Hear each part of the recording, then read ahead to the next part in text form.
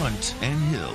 Hunt Palmer, Jeremy Hill, holding down the middle of the day. Live from the Mercedes-Benz of Baton Rouge studios. It's Hunt and Hill. Now on 104.5 ESPN Baton Rouge. Welcome in, Hunt and Hill, on a Thursday from the Mercedes-Benz of Baton Rouge studio downtown in the capital city. I am Hunt Palmer. He is Hill, Jeremy Hill. Casey Gaines and Taylor Sharp back there on the ones and twos. Mr. Hill, how are you? I'm doing solid, man. Ready for a great show today. Ready for a great show. Got a little crawfish bowl with the company a little bit after this. Got some golf to watch. Tigers have got a big series at home this weekend. Spring game coming up. Lots of Debo Samuel and Jarvis Landry in the news. We got plenty to get to here on this Thursday. Glenn West will join us in 15 minutes.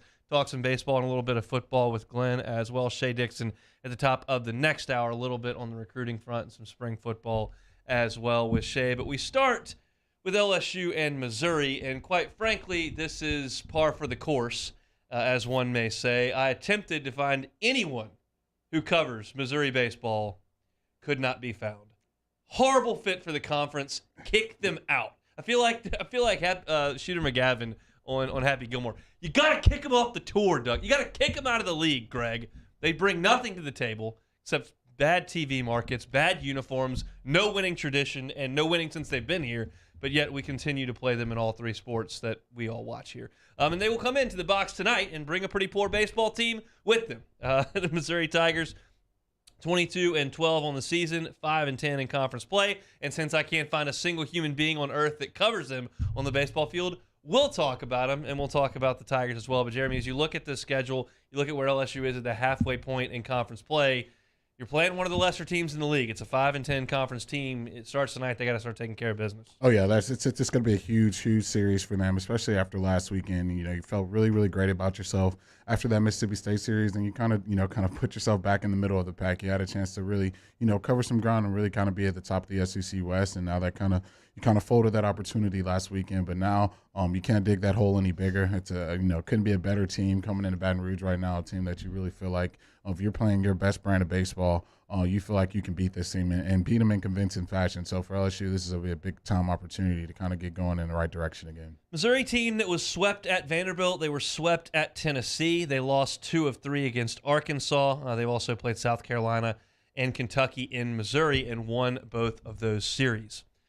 I'm going to paint this picture of Missouri really quick, and when I get finished with that, you're going to say this team is horrendous. And no, they're not very good. They do a couple of things well, but there's a lot they don't do well. We'll start with offense and where they rank in the SEC in terms of these offensive statistics, and it's pretty mind-blowing. They are 9th in team batting average at .287, but this is a 14-team league, obviously. They are 13th in the league in slugging percentage. They are 11th in runs scored, 13th in hits, 13th in home runs, 12th in walks. They don't do any of that very well at all. They are 3rd in fewest strikeouts, and they are 3rd in steals. They will try a lot. They're 4th in steal attempts, and that makes a lot of sense. If you're not in the top half of the league in batting average, you don't hit a lot of home runs, you got to try to find a way to score some runs. They will try to run. Louisiana Lafayette is that exact type of team that we saw on Tuesday. LSU kept the leadoff man on base 8 out of 9 innings and really held them at bay, and that's really the only weapon. Missouri's not going to come in here and beat the fences down, hit a bunch of home runs, and score 8 to 12 runs. It's not in their offensive MO. But LSU, playing without Alex Milazzo, is a little bit defensively compromised at catcher, so that may be the one piece that I would look to here and go, they've got a chance to push some things through against what is not a great LSU defensive team. Yeah, it kind of reminds you of the ULL game, a team that, really, you look at it lineup for lineup, you obviously don't see the power and you don't see the MLB talent that's going to be on their roster. But with that being said, you have a team of LSU who's probably leading the SEC in errors right now. So if you're a team like Missouri, you want to kind of get the ball in play. You want to force them to kind of continue to, not get errors and get outs. And if you do get runners on, I definitely intend on seeing those guys in motion. I see them, laying some bunts down. I see them, trying to steal some bases and really putting the pressure on LSU to kind of make the defensive plays you have to do to win a baseball game. So if there was a way for Missouri to kind of, win this series, I think that'd probably be their best avenue to try to get that done. You look at it and you say, well, they're not very good on offense. How's the pitching staff? Well, I'll tell you how the pitching staff is. They are 11th in a 14-team league in team ERA. They They are 14th in strikeouts, the fewest of anyone in the Southeastern Conference. They are 10th in the SEC in runs allowed. How's their defense? Well, they're 12th in fielding of 14 teams, and they have the most pass balls by their catcher of anybody in the league. That's not a very pretty picture. They're not good on offense. They're not good on the mound, and they don't field it all that great. Have I kind of made the point? Yeah, you've definitely made the point. I think for LSU, this is probably a breath of fresh air. You're going against Caden Smith. You're going against Connor Nolan last week. It's a big drop off here. You're not going to be seeing that level of pitching, especially the guys coming out of the bullpen. Probably not going to see many lefties throwing 96 coming out of this Missouri bullpen. So for LSU, got to take advantage of that. Obviously, there are going to be some guys who are swinging the bat extremely well. You got to continue to do that this weekend, especially after how you played last week. Why don't I go ahead and give you their Game 1 starter, Spencer Miles. I'll continue to paint the picture of this Missouri Tigers team. How does this sound to you? He's a 6'3", 180-pound right-hander. He has made 5 starts in Southeastern Conference play. His ERA is 8.77. His batting average against in conference play, not overall, we're not throwing in, this is conference, 356 batting average against. That is shocking.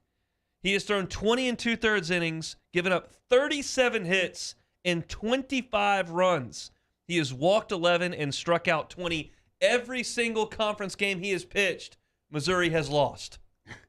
How's this picture looking? Yeah, it's not looking good for Missouri, man. Especially, I'm sure this LSU team's pretty hungry right now. It's tough, demoralizing, sweep that they went through last weekend. So they're going to want to, get back going in the right way in this SEC schedule. And, you're going against the right team. You're going against there's not a better opponent you could be X for, especially at home. So you gotta hold serve, and you gotta make sure you play to the level that you can play at. Spencer Miles, I've looked at some tape on him, and he's not totally incompetent. His numbers are atrocious in conference play. I mean, pick any game. The best game he's pitched this year in conference play was South Carolina. He went 7 and 2/3 innings, gave up 4 runs on 6 hits. That's a nice effort. None of the other games he's gotten to the 6. Vanderbilt scored 7 in 3 innings. Kentucky scored 8 in 5 innings on 12 hits. He did a nice job against Tennessee, only gave up 1 earned run in 5 innings. He throws a 94, 95-mile-an-hour fastball early in the game, settles in 92, 93. The breaking ball's not very good. But he's got a pretty good arm. He's just not an elite-level SEC starter. And in the same way that LSU doesn't have somebody to go out there in Game 1s and dominate, Missouri doesn't either. He just happens to be the guy. If you put these numbers out there on Sunday, they wouldn't be great, but it wouldn't look as bad. It's just really bad when you're facing some of the best pitchers in the league, and he goes out there and gets hit around a little bit early in the game. So that's your look at Missouri in terms of tonight. You're looking at a team that doesn't catch it great, hasn't been swinging the bat very well at all, and they've lost every game that their ace has started in SEC play this year. But more so, let's talk a little bit about LSU. And one of the stats, if you follow me on Twitter, that you saw I threw out there today, and we've all watched this team. We understand where they are, and none of this is going to be shocking to anybody, but it's just when you see the numbers out there, it paints the picture as it is, as opposed to what you think it may be. Through 5 weekends, we're at the halfway point of the SEC slate. LSU starting pitchers have thrown 66 1/3 innings over 5 weekends. That's an average of 13 1/3 innings per weekend, which tells me that you're asking your starters to get you through 13 1/3 and your bullpen to get you through 13 2/3 every weekend. Your starters are pitching less than your bullpen. The starters went 9 1/3 total against A&M.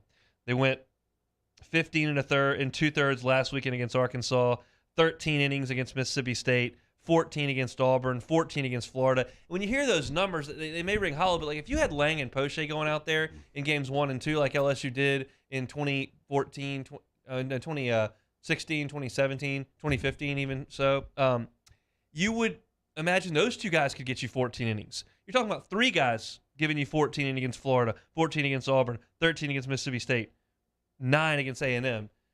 We know that, and that LSU relies heavily on the bullpen. The question is, do you think these innings will catch up to LSU's bullpen as they continue to have to lean on those guys so heavily? I think, it's always going to be, especially for this LSU team, it's always going to be construed that way because you don't have a third-day starter right now. Right now, there's not a guy right now that you really point to every weekend where that's a guy. You really got 2 bullpen guys coming out there and going back-to-back and seeing what you can get from those guys. So really, right now, you're really 2 starters on the weekend that you really depend on. So there's no way you're probably going to ever be seeing anything, above 15 or 16, especially with the way things are right now. So it's tough. I think, as things go, you got to play some more, high-powered offenses, some offenses that can really swing the bat, really, threaten you with power. So I can see it kind of really hanging around this number, especially if Blake Money isn't going to be that guy that we saw early on in the season. I really kind of see it being an issue for this team as far as, getting extended innings from your starting rotation. So we'll see. Obviously, Mikael Hilliard will get the baseball tonight, and then we'll see a cavalcade of relievers coming in after him. I don't say this to bemoan a kid's effort or anything like that. I'm just kind of relaying statistics. One guy that's really, really hit the skids for LSU is Braden Jobert to this point. He has won for his last 20 with 11 strikeouts, and that's a guy that they're asking to go out there every single day in the DH spot and swing the bat. And tonight you'll see another right-hander, maybe tomorrow, and we'll talk about this on tomorrow's show. You give him a day off against a tough lefty that LSU will see tomorrow, and we'll see. But Jobert's got to kick it into gear. The rest of the guys have been pretty steady, and Jobert's been really streaky. You can credit him with LSU going to Gainesville and winning 2 games. He was the biggest offensive piece to that entire thing, and that was a huge weekend for this team. But there have been some times where he's struggled, and right now he's in the middle of a pretty big slump. Yeah, it's you definitely don't want to be seeing that type of slump, especially when you have the fielding errors that you see from this team. Maybe you can kind of put another person in that DH role and kind of get some more production. But I think for this team, you need as much pop as you can from the left-handed side. So I think they're going to continue to give Jobert the nod.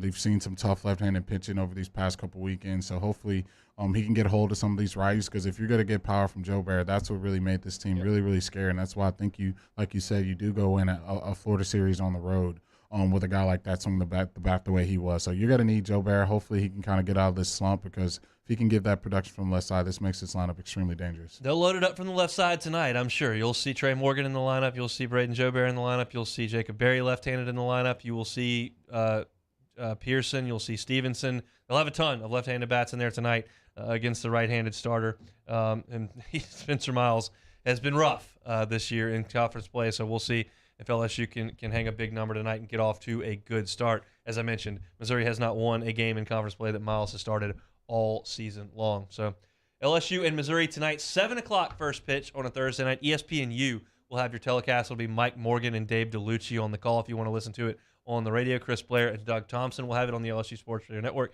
Pregame starts up at 6:30. First pitch again just after 7 o'clock from the box. We'll talk about it a little bit more with Glenn West. Shea Dixon coming up at 1 o'clock. Let's keep it moving on a Thursday. It's Hunt and Hill. Hunt Palmer and Jeremy Hill. It's Hunt and Hill. The playoffs are here, and you can make every game feel like Game 7 on FanDuel Sportsbook, an official partner of the NBA. Throughout the playoffs, all customers can place a no-sweat, same-game parlay each week. You'll get up to $20 in free bets if you don't win, and FanDuel has so many ways to play. And best of all, when you do win, you'll get paid faster than a fast break. Yeah, let's look at these same-game parlays tonight. Memphis Grizzlies, Minnesota Timberwolves in the NBA playoffs. The Grizzlies on the road are a 2-point favorite. I like them to cover there. And then you can parlay that with anything, like as quick as the first basket. You can do player that scores the most points, most rebounds, most assists, player that makes the most threes. You can set a number of how many threes guys will hit. There's so many options on the FanDuel Sportsbook, and it makes watching these NBA games a little bit more fun when you got something on the line. And you can bet a small amount, get a big payday with these same-game parlays. If you're new to FanDuel, just download the FanDuel Sportsbook app. Sign in with the promo code 1045ESPN. Once again, that's promo code 1045ESPN. FanDuel Sportsbook is an official partner of the NBA. You must be 21 and present in Louisiana. Refund issued as a non-withdrawable free bet that expires 7 days after receipt. Max free bet, $20 per week. Restrictions apply. See full terms at sportsbook.fanduel.com. If you or someone you know has a gambling problem and wants help, call 1-877-770-STOP. In times of need, get a full list of phone numbers, websites, and other important emergency information on the Demco Stormwatch page at 1045ESPN.com.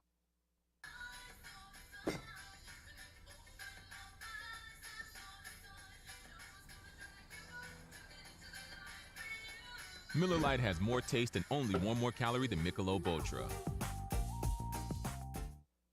Bayou Ford has 0% for 60 months on new Ford F-150s, plus $500 bonus cash. We have new 2022 F-150s on our lot now. And all new Bayou Ford vehicles come with a 1 million mile powertrain warranty. The crew at Bayou Ford is going to do right by you. Each year, Guarantee Media hosts a radiothon to benefit dreams come true. And this year, we need your help more than ever. We've interviewed these incredible kids, and each and every one of their stories brings tears to our eyes. To have a dream granted means more to these families than you'll ever know. And it wouldn't be possible without your help. Dreams Come True has been hit hard by the events of the past year. So we ask for your support in helping this incredible cause. Our Dreams Come True Radiothon is powered by the Baton Rouge Clinic. Visit GuaranteeMedia.com to pledge your support today. Service Master Elite create clean, disinfected work environments. As a local business, we take pride in serving the New Orleans and Baton Rouge areas. Our cleaning protocols follow CDC and OSHA standards for healthcare settings, offices, senior living, restaurants, and industrial plants. Contact Service Master Elite to get your operation ready for reopening with germ disinfection cleaning. Service Master Elite, the trusted choice in professional cleaning since 1996. Eli's always been into grilling. It took us a while to see it, but the signs were there. What are you doing, Eli? I knew grilling was my thing. I have been talking about it throughout my career. Happy with the results? I am. Got the new grill from barbecueguys.com. It performed great. My advice, as I always told my boys, do more of what you're born to do. Barbecue Guys, for those who were born to grill. You want cheese on your burger, Pops? I'll take a little cheese.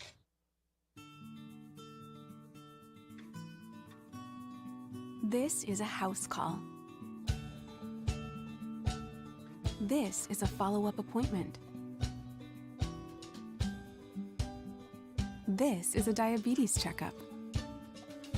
This isn't just more convenient care, it's more advanced care. This is innovating healthcare at Louisiana's #1 hospital, Ochsner. At All-Star Toyota, you get it all. If you're in the market for an all-new Toyota vehicle, come see our friendly and knowledgeable sales team at All-Star Toyota.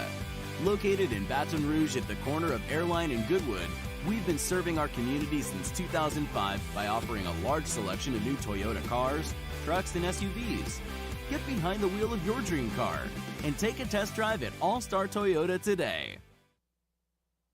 Moscona inviting you to join us for Thursday's AFR, presented by the Aesthetic Medicine and Anti-Aging Clinics of Louisiana. We're previewing the LSU-Missouri Baseball Series, Game 1, and we're 1 week out from the draft. All the latest storylines. Join us, 104.5 ESPN Baton Rouge.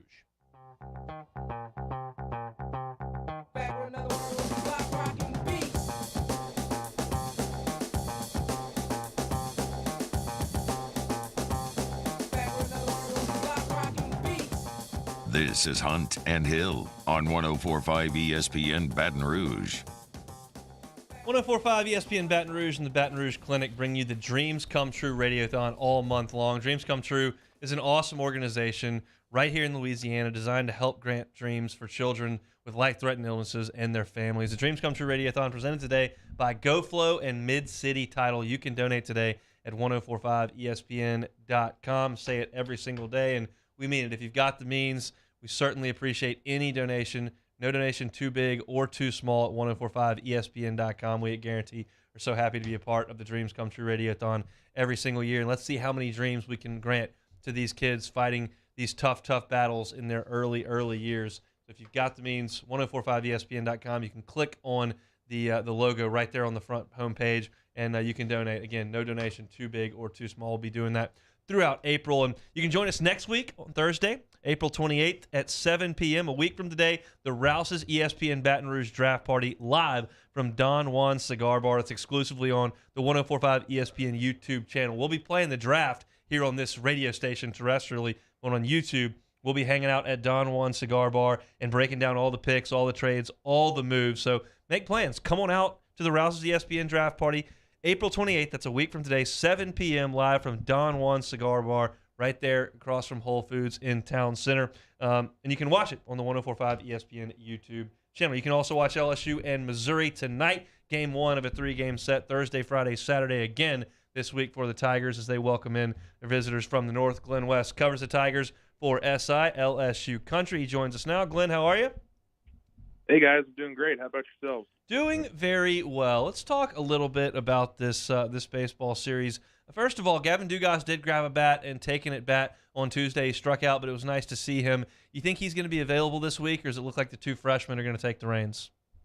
Yeah, I think just in conversations we had with Jay yesterday, it sounds like they're going to have to, hold off on it this week. It sounds like he's progressing still, but there was some soreness, I think, after he swung the bat a couple times yesterday or a couple days ago. So, you're just going to, I think it's going to be a pain management thing. That's something we've heard really the last couple weeks about Dugas's injury, and I think right now it's still a little too sore to expect him out in the field, but potentially maybe some other at-bats later this weekend if he's feeling good, but wouldn't expect a huge role from him this weekend. And speaking with the players over the last 2 weeks, how do you think they've responded to the high of going to Starkville and sweeping the defending national champs as opposed to the low of going up to Arkansas and taking your lumps?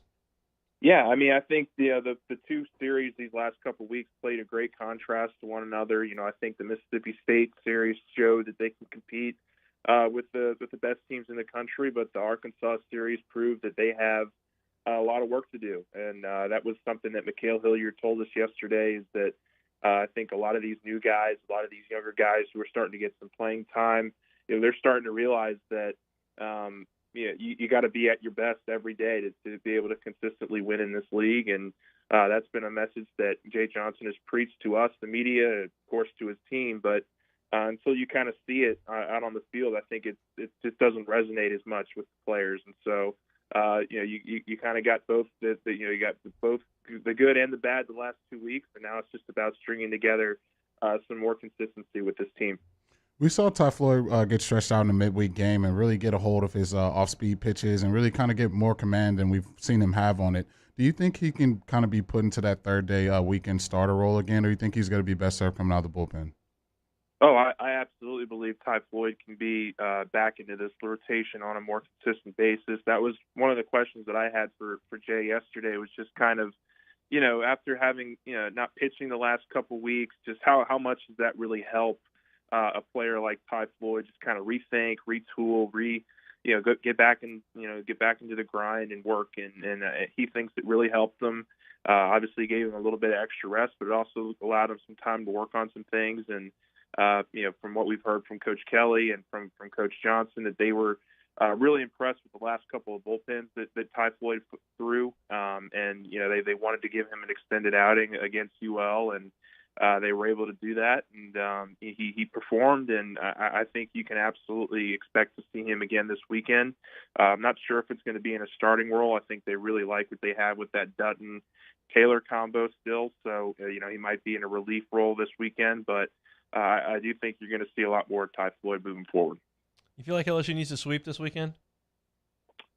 Wouldn't hurt. They're still in an okay position in the SEC right now. I think there's a bunch of those teams that are 8-7, 7-8, and you're spending the next 2 weeks at home. If you can sweep a series, win 5 of these next 6 games at home in the SEC, I think you're really setting yourself up for a nice stretch down, kind of down the last couple of series, it's the end of the season. So I do think that they have an advantage this weekend. I think that, Missouri is not a team you got to take lightly, but this is a very talented offensive LSU team, and I think that they can certainly, pose a lot of threats to this Missouri staff. And it'll be very interesting to see which LSU team we get. Do we get the Mississippi State LSU, or do we get the Arkansas LSU, where really nothing was going at the plate? So you got to see some of that consistency with this offense, but there's no doubt that they need to win a lot of these next 6 SEC games to put them in a good position for the stretch run. When you say you're getting the Mississippi State LSU or the Arkansas LSU, you're getting Missouri. So I think you're going to probably get closer to the LSU we saw in Starkville. Yeah. Let's shift gears to football. Spring game coming up here in a couple of days. One more workout y'all will observe. But I know y'all had some really good interviews this week, with especially coming the freshmen with Walker Howard and Will Campbell. Learn anything? Yeah, look, some fantastic interviews. I think we've learned that Will Campbell is embracing this moment. He's a left tackle that obviously out of Neville, who came in with very highly touted, respects and regards. And he's lived up to those expectations. He's put on about 20 pounds of muscle just since January, and I think the maturity level, which we've heard from Coach Kelly, but also from other players around the program, just he's mature beyond his years, and I think you're going to be able to see him as a starting left tackle from day one next year if everything falls into place. So I definitely think Will Campbell is looking good. Had a chance to talk with Mason Smith for the first time in his career. He's a bright young man. Obviously, has a great future here.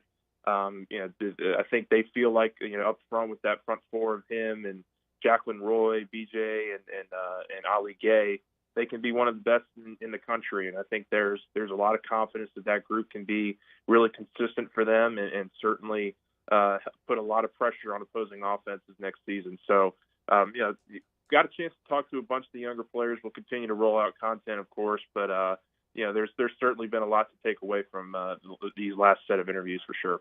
I heard you mention you got a chance to talk to Mason Smith. From what I've been hearing, he's been having a phenomenal spring, even one-hand tackling some running backs. Do you think he has that potential to step up next season and potentially be an all-SEC player?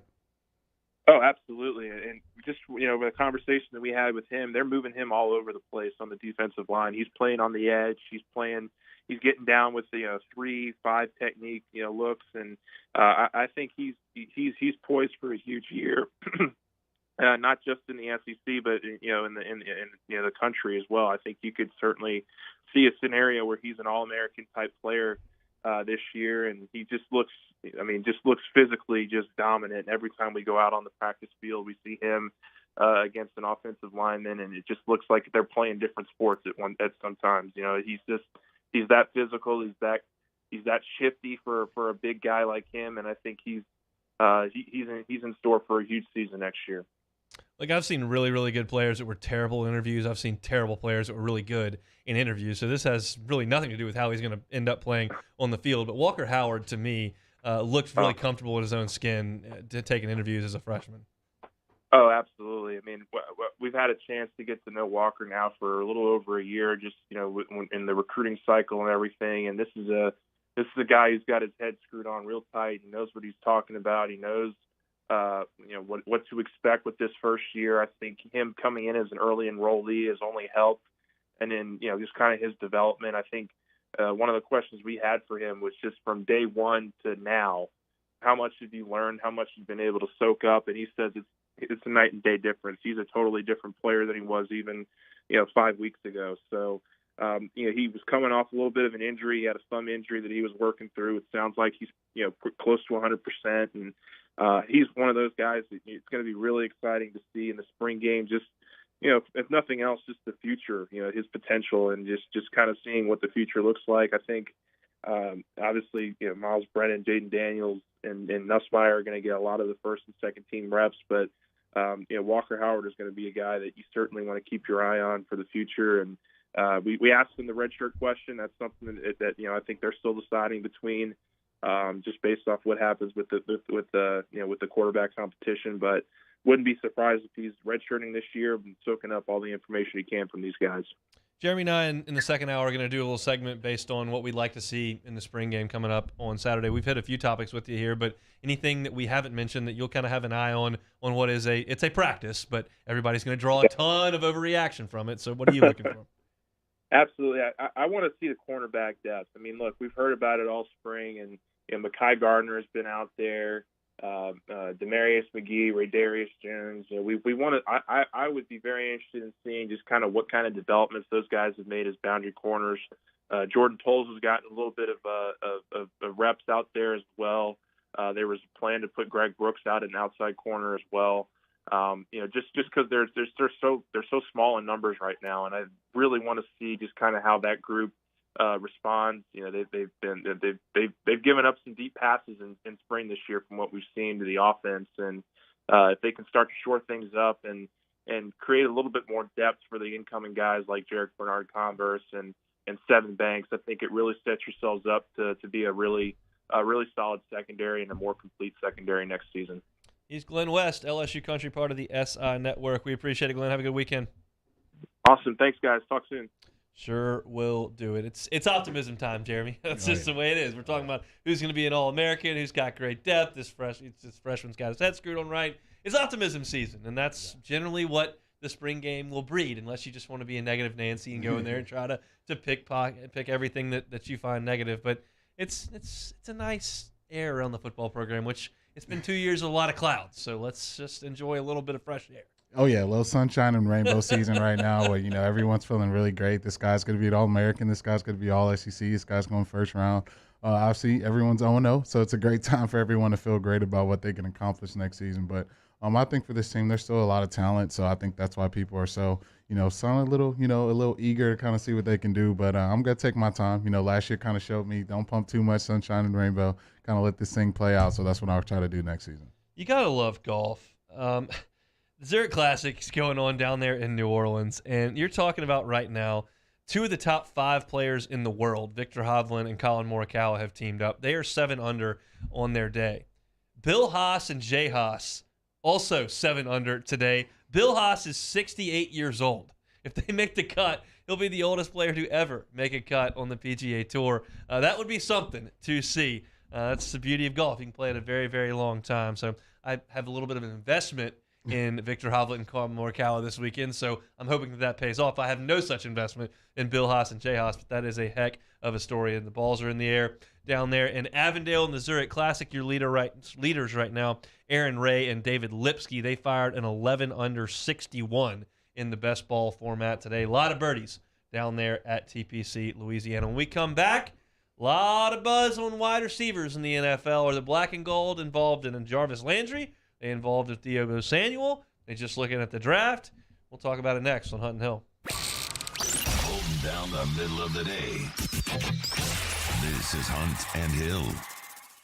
Our listeners fire off their opinions on the jimsfirearms.net hotline at 499-1045. Keep listening for your next chance to shoot us your thoughts with the jimsfirearms.net hotline on 1045 ESPN Baton Rouge.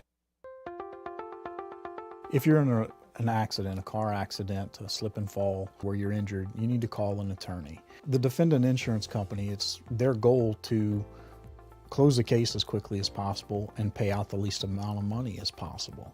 That's why it's important to call an attorney and call the law offices of O.C. Brown. At the law office of O.C. Brown, we're a family-owned firm. We want to be your law firm for a lifetime.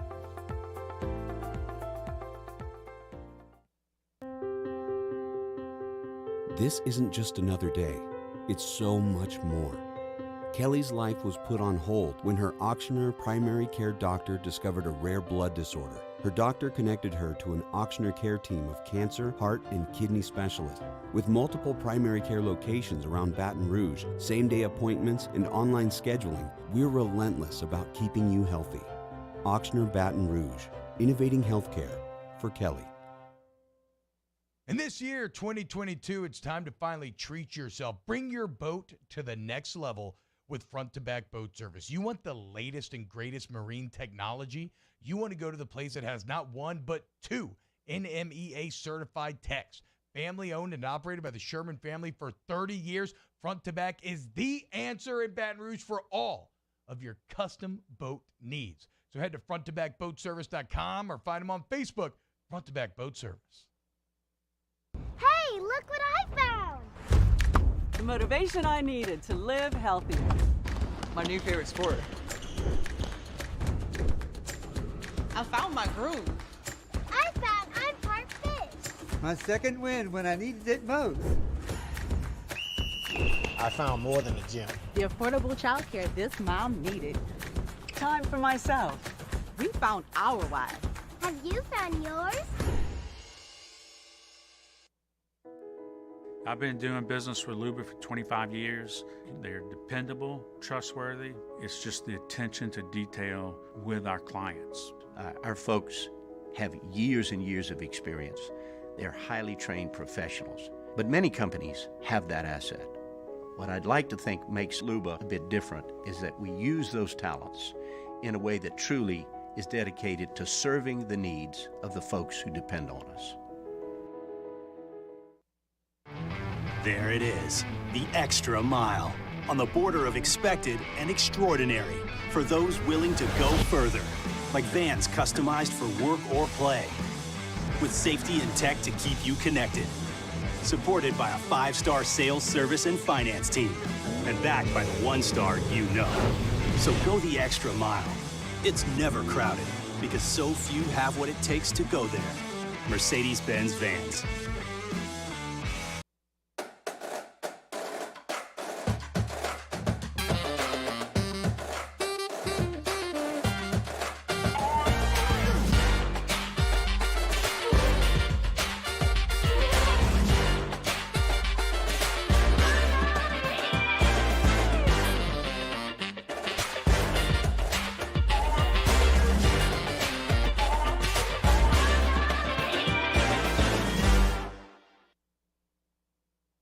Are you a licensed contractor? There's lots of good contractors in Louisiana doing work the right way, but unfortunately, too many unlicensed contractors are working outside the licensing requirements. Working as a contractor in Louisiana requires a license for the company doing the work. The Louisiana State Licensing Board for Contractors wants to help you get licensed to allow you to conduct work legally. It's not difficult to get the license. We can help you. Go to lacontractor.org for more information. On Friday's OTB, get ready to move them chains into the weekend as the Bad News Birds come back to the Smoothie King Center. Off the bench, 7 to 10 a.m., 104.5 ESPN.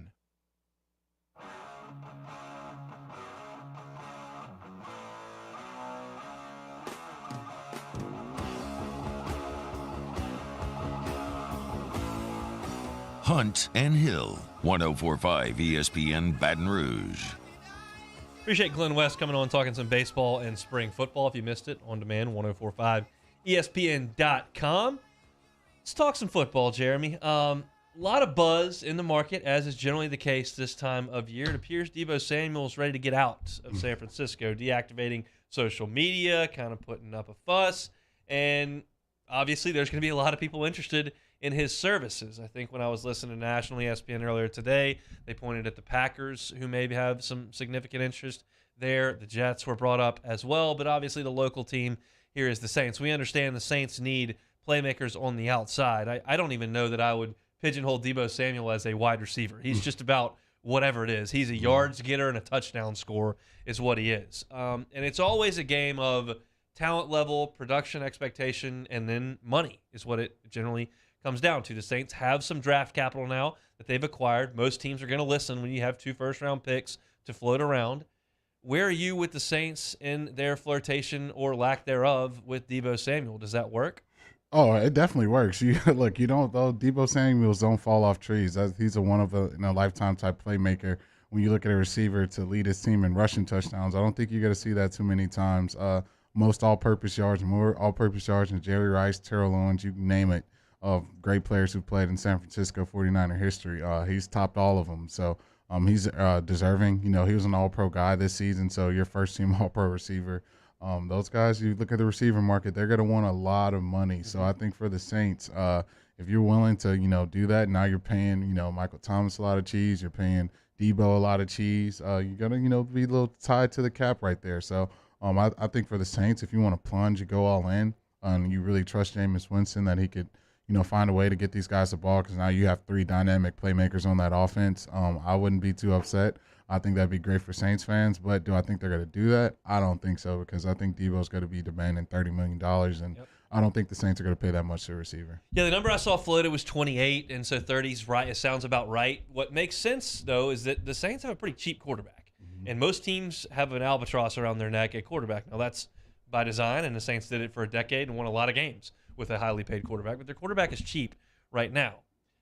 So from that perspective and the way that the Saints manipulate the salary cap, I think they could make it work. The question is, do you want to take on that salary with how much Michael Thomas makes, or would you rather get a cheap one at 16 or 19, which they could do? Deebo Samuel's proven. He's an all-pro.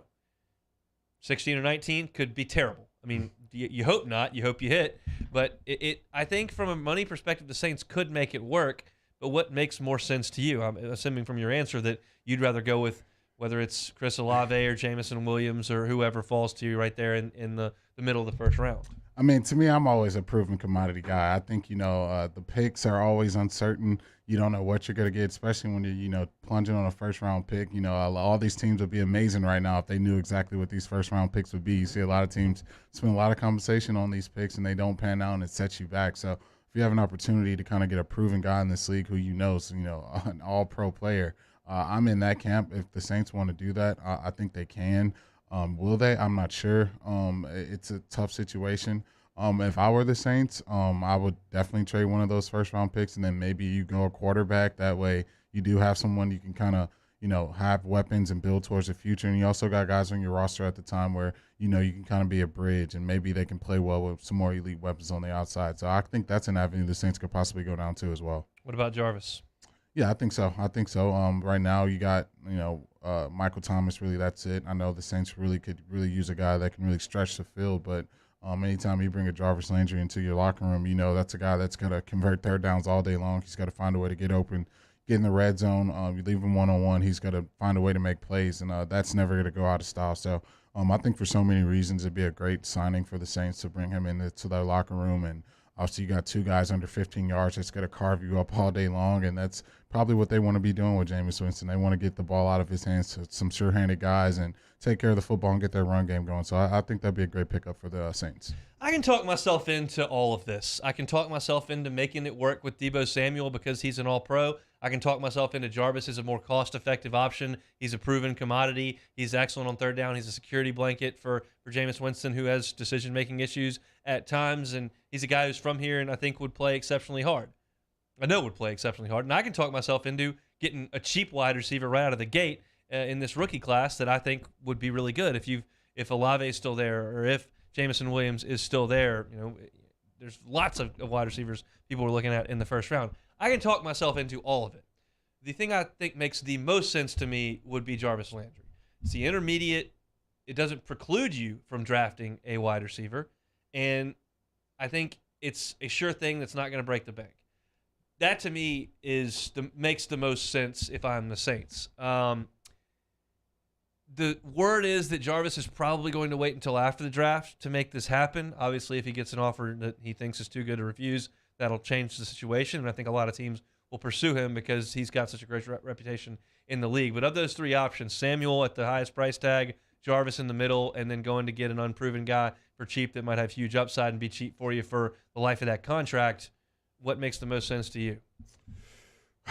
Most sense to me, I would probably I would probably mix a little bit of those decisions together. I would sign Jarvis and then draft a receiver that can really stretch the field, one of those guys who ran extremely fast. So now you got two short-handed receivers and you got a guy that can stretch the field, and that's a perfect repertoire, I think, for a guy like Jameis Winston to have, especially if you're loading the box and they got their run game going. You can get the ball out quick to two guys who can get open really fast, and then also, too, if you want to do some heavy play action, you can stretch the field. And also, too, with that same thing, you're not paying Jarvis a boatload of money, and then obviously you're going to have a receiver on a rookie contract. So I think that's probably the most cost-effective way to get yourself more weapons and also, help your team without killing the cap. So I believe that tackle obviously has to be addressed. And I think that's the most difficult position to address later in the draft. I don't think they're going to go into this season with James Hurst at left tackle. They could. I just don't think they're going to do that. So I think one of these two picks has got to be a tackle you think you can plug and play at the right or the left. That, to me, is hard to look past. In your opinion, of studying the draft, being a part of it, knowing the league the way that you do, is it easier in the third, fourth, fifth round to find a starter at wide receiver or safety, where I think the Saints are also going to be shopping over the next couple of weeks? Safety. I think you can definitely find some guys, especially in that Saints defense, where you got talent all around. All the pressure isn't going to be on that guy to have to make plays and be the next Ed Reed. I think you can definitely find a talented guy that's athletic and that fits your scheme later on in the draft. I think your game changers, especially in this class and as a receiver goes, I think those guys are going to fly off the board in the first two rounds. And kind of when you get to that third and fourth round, I don't think it's going to be those guys who can possibly be number one, number twos early on in their career. So if I'm the Saints, I kind of wait a little later to kind of pick that safety. You can certainly find Terron Armstead. That can be done. The Saints have obviously proven that. I just wouldn't bet on it. It's just tough to find a guy you're going to plug in there to start at tackle later in the draft. Again, it happens every year, but I would trust my evaluation on on safety or wide receiver before I did trying to find someone later on there in the round. So it's just, that's going to be very, very interesting. We mentioned we'll be out at Don Juan's Cigar Bar for the draft next Thursday, and that the Saints will be picking right there in the middle of our broadcast. Can't wait to be out there. So make plans to hang out with us at Don Juan's Cigar Bar. Our Lady the Lake Ascension and 100.7 The Tigers Swamp Pop Music Fest and Jambalaya Cook-Off is Saturday, June the 25th from noon to 9 a.m. Thanks to our title sponsor, Our Lady the Lake Ascension, Jambalaya Cook-Off sponsor, Mike Ward Liberty Safes, and presenting sponsor, Supreme Chevrolet. All the proceeds from the Jambalaya plate sales are going to go to Alzheimer's Services. For the lineup of bands and to purchase tickets, go to 1045ESPN.com. Tickets go on sale tomorrow. Swamp Pop's always a really, really fun event over there in Gonzales. We've got a loyal band of listeners that come up, hang out, and have a great time. Tickets go on sale tomorrow. Don't miss those. We will come back, close out hour number 1. Got some mock draft information for baseball that includes some current Tigers and some Tiger recruits in this signing class. We'll talk about that to close out hour number 1 next. 104.5 ESPN Baton Rouge with Hunt and Hill. Sync Wellness. You can find them at synkwellness.com. Just go to syncwellness.com and just look around at the incredible services they have over there at Sync Wellness. We talk about the Sync packs they've got with those vitamins and supplements that can get you feeling and performing your best. And we talk about the IV hydrations that they have. Some you can sit in their relaxing rooms, relaxing chairs, and get that drip IV. Don't have the time or don't want to spend that much time there. They have got a revolutionary fast vitamin IV that can be administered in as little as 1 minute, and it pumps your body full of the undiluted vitamins, minerals, and amino acids so that your body can perform its best. Tons of reasons to get those IVs. Yeah, here are the many reasons you can schedule an IV hydration with Sync Wellness: to get more energy, to slow down aging, to recover faster from illness, to aid in optimal sports and athletic performance. It can even refresh and revive your body after strenuous activity. They can take walk-ins. You can just head into the store there at Sync Wellness or at Sync Wellness, or you can schedule a time online. Just check it out. synkwellness.com. The Baton Rouge Clinic brings you the 2022 Dreams Come True Radiothon. Help make a dream come true for a Louisiana child with a life-threatening illness today by making your donation at 1045ESPN.com. There it is, the extra mile, on the border of expected and extraordinary, for those willing to go further, like vans customized for work or play, with safety and tech to keep you connected. Supported by a 5-star sales, service, and finance team. And backed by the 1-star you know. So go the extra mile. It's never crowded because so few have what it takes to go there. Mercedes-Benz Vans. Before we begin any electrical work here, we perform a home safety check that begins at your electrical panel to make sure that you and your family are safe. For all your upgrades, installations, and repairs, call Mr. Electric. Gulf Coast Office Products is a nationally recognized Savin office equipment dealer based right here in Louisiana. Over 100 employees strong, Gulf Coast has the boots on the ground to support all vertical markets, from education, engineering, legal, and finance. With the latest in office technology, from desktop to production segment units, Gulf Coast and Savin have the perfect fit for you. Call 225-756-2644. That's 756-2644 for Gulf Coast Office Products. At All-Star Toyota, you get it all. If you're in the market for an all-new Toyota vehicle, come see our friendly and knowledgeable sales team at All-Star Toyota. Located in Baton Rouge at the corner of Airline and Goodwood, we've been serving our community since 2005 by offering a large selection of new Toyota cars, trucks, and SUVs. Get behind the wheel of your dream car and take a test drive at All-Star Toyota today. ServiceMaster Elite create clean, disinfected work environments. As a local business, we take pride in serving the New Orleans and Baton Rouge areas. Our cleaning protocols follow CDC and OSHA standards for healthcare settings, offices, senior living, restaurants, and industrial plants. Contact ServiceMaster Elite to get your operation ready for reopening with germ disinfection cleaning. ServiceMaster Elite, the trusted choice in professional cleaning since 1996. Eli's always been into grilling. It took us a while to see it, but the signs were there. What are you doing, Eli? I knew grilling was my thing. I have been talking about it throughout my career. Happy with the results? I am. Got the new grill from barbecueguys.com. It performed great. My advice, as I always told my boys, do more of what you're born to do. Barbecue Guys, for those who were born to grill. You want cheese on your burger, Pops? I'll take a little cheese.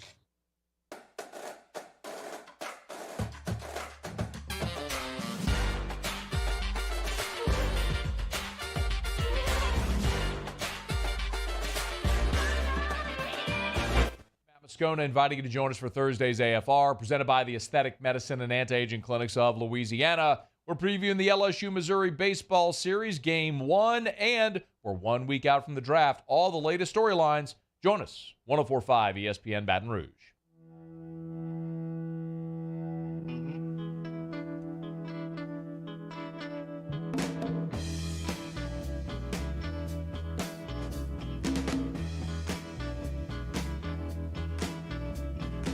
This is Hunt and Hill on 104.5 ESPN Baton Rouge. Saw a mock draft today for the Major League Baseball draft coming up this summer from Prospects Live, and wanted to pick through it and see the names that I recognized. Of course, curious about what the Major League Baseball draft thinks about the current Tigers, but also the signees that Jay Johnson has inked. That is a loaded class, and this goes through the sandwich picks of the first round, and there are 4 names tied to the LSU baseball program right there at 22. Tucker Toman, who is a third baseman, shortstop prospect that is a switch hitter and a power first bat that can really swing it. That'd be a guy who would look really good in purple and gold if he's the 22nd pick in the draft. He ain't showing up, but that's certainly a guy that you'd love to get to campus. Jacob Berry's name pops up at number 25. The bat plays much better than that, but as this little piece says, he's positionless at this point. Most people think he will be a first baseman in his time in the professional ranks. I was thrilled to see Cade Doty's name at number 33 in this draft, just outside the first round in those compensatory picks, which actually is the first round of the draft. So great to see that Cade has moved himself up the way he swung the bat this year thus far. And then one that I've really got my eye on, I just don't know if he's going to be able to make it to campus. We had him on the show back in the summer when he switched his commitment from Arizona to LSU. Mikey Romero is listed at number 39. He is a slick fielding shortstop who is a really good left-handed hitter. He's the number 1 shortstop in the state of California. Those generally don't make it to a college campus. They will sign for a lot of cash, but he's got a great relationship with Jay Johnson. We'll have Mikey on here at some point before the draft, but that's a couple of guys who, in an infield that's going to be losing Cade Doty and going to be losing Jacob Berry, you'd like to plug it in with the most talented guys in your class. Looks like those 2 guys are among the 40 best players in this draftable class. Yeah, you heard Coach Kelly talk about it. Just the work Coach Johnson does on the recruiting trail. He's relentless, and he's nonstop with it, and that's how you garner some of these top players in the country. The only unfortunate thing about that, you may not ever see those guys on campus, and so you may have to kind of tear it down a little bit on kind of some of the guys you go after. But man, these guys are really talented, and let you really see just how talented Berry and Doty is for them to kind of get the that nod from the Major League Baseball that they're going to be some of the first guys taken in next year's draft. Just let you kind of see some of the power that's in this lineup. It'll be the first draft we see if there's any impact from name, image, and likeness at the collegiate level. I think that you'll have some interviews of guys who may talk about that should they choose to turn down some cash or some phone calls and end up going to college. And maybe you won't. I don't know if this is necessarily going to tell us the entire story, what name, image, and likeness will do to some of these college players who they're the only ones who literally turn down money to go play in college. Football players have to do it. Basketball players have to do it for a year. Baseball players don't. And so they're actually turning down money if they come to LSU. And LSU's going to have probably 7 or 8 guys field significant phone calls in this draft. And the question is there enough pull to come play college baseball, to fly on charter jets, to be on ESPN, to play to try to win, to be on a college environment, and to get a little name, image, and likeness money, as opposed to take the big check and then go ride buses through the Midwest and live with your other teammates who are trying to scrape nickels together to go play their next game in front of 1,300 people where you don't even care if you win or lose. You're just trying to get to the major leagues. look, there's a ton to be said for a huge paycheck, and there's a lot of guys that have done it, but this will be our first chance to see if name, image, and likeness works in college baseball's favor to this point. Yeah, and I mean, we've seen weird situation where some guys were getting so much NIL money, they're giving some scholarship money back to the school. So there's no telling which way this thing will go. I don't think there's a foolproof system where every kid that's, possibly going in the first round is going to go to the major league, or, every kid that's, is getting that consideration is going to go play college ball. I think you're going to see kids make multiple decisions, but I do think NIL is going to play a factor in that. You're going to get some kids who are really highly touted guys and really can get pushed from some of these schools, especially if they're having success their freshman year. Those are the guys that are garnish that NIL money, and if you can kind of show some of the deals that you've been doing, it may keep some of these guys from that major league or minor league baseball tour. So again, Tucker Toman at 22 in this mock draft, Jacob Berry at 25, Cade Doty at 33, Mikey Romero at 39. Toman and Romero, the two best infield prospects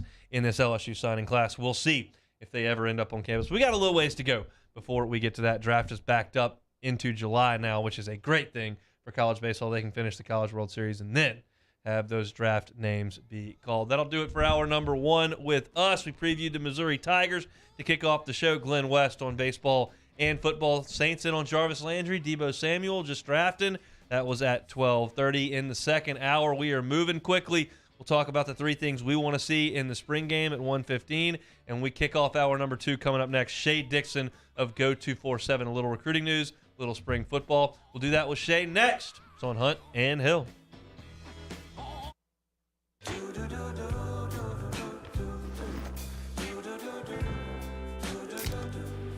I've got that blue sky, I've got that sunshine. Bayou Chrysler Dodge Jeep Ram has new 2022 Ram 1500 Bighorns in stock with 0% for 72 months. Shop our inventory or custom order your Ram with $2,000 bonus cash and a 1,000,000-mile warranty. The crew at Bayou is going to do right by you.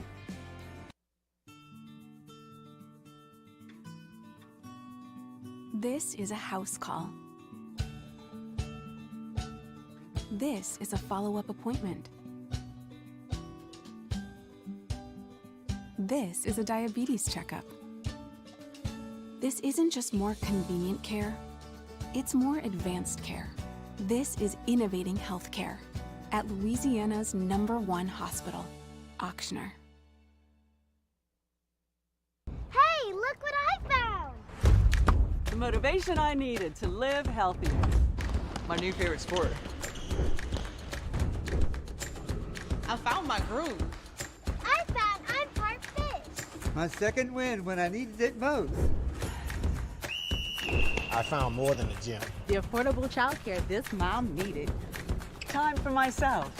We found our why. Have you found yours? If you're in an accident, a car accident, a slip and fall where you're injured, you need to call an attorney. The defendant insurance company, it's their goal to close the case as quickly as possible and pay out the least amount of money as possible. That's why it's important to call an attorney and call the law offices of O.C. Brown. At the law office of O.C. Brown, we're a family-owned firm. We want to be your law firm for a lifetime. And this year, 2022, it's time to finally treat yourself. Bring your boat to the next level with front-to-back boat service. You want the latest and greatest marine technology? You want to go to the place that has not one, but 2 NMEA-certified techs. Family-owned and operated by the Sherman family for 30 years. Front-to-back is the answer in Baton Rouge for all of your custom boat needs. So head to fronttobackboatservice.com or find them on Facebook, Front-to-Back Boat Service. At All-Star Toyota, you get it all. If you're in the market for an all-new Toyota vehicle, come see our friendly and knowledgeable sales team at All-Star Toyota. Located in Baton Rouge at the corner of Airline and Goodwood, we've been serving our community since 2005 by offering a large selection of new Toyota cars, trucks, and SUVs.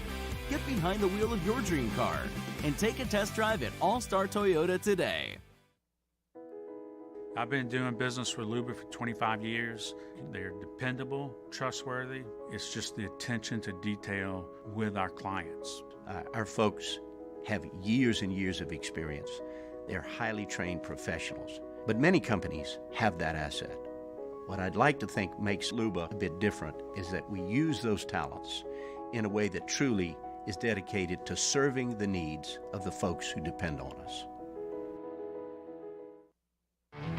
There it is, the extra mile, on the border of expected and extraordinary for those willing to go further, like vans customized for work or play, with safety and tech to keep you connected. Supported by a 5-star sales, service, and finance team, and backed by the 1-star you know. So go the extra mile. It's never crowded, because so few have what it takes to go there. Mercedes-Benz Vans.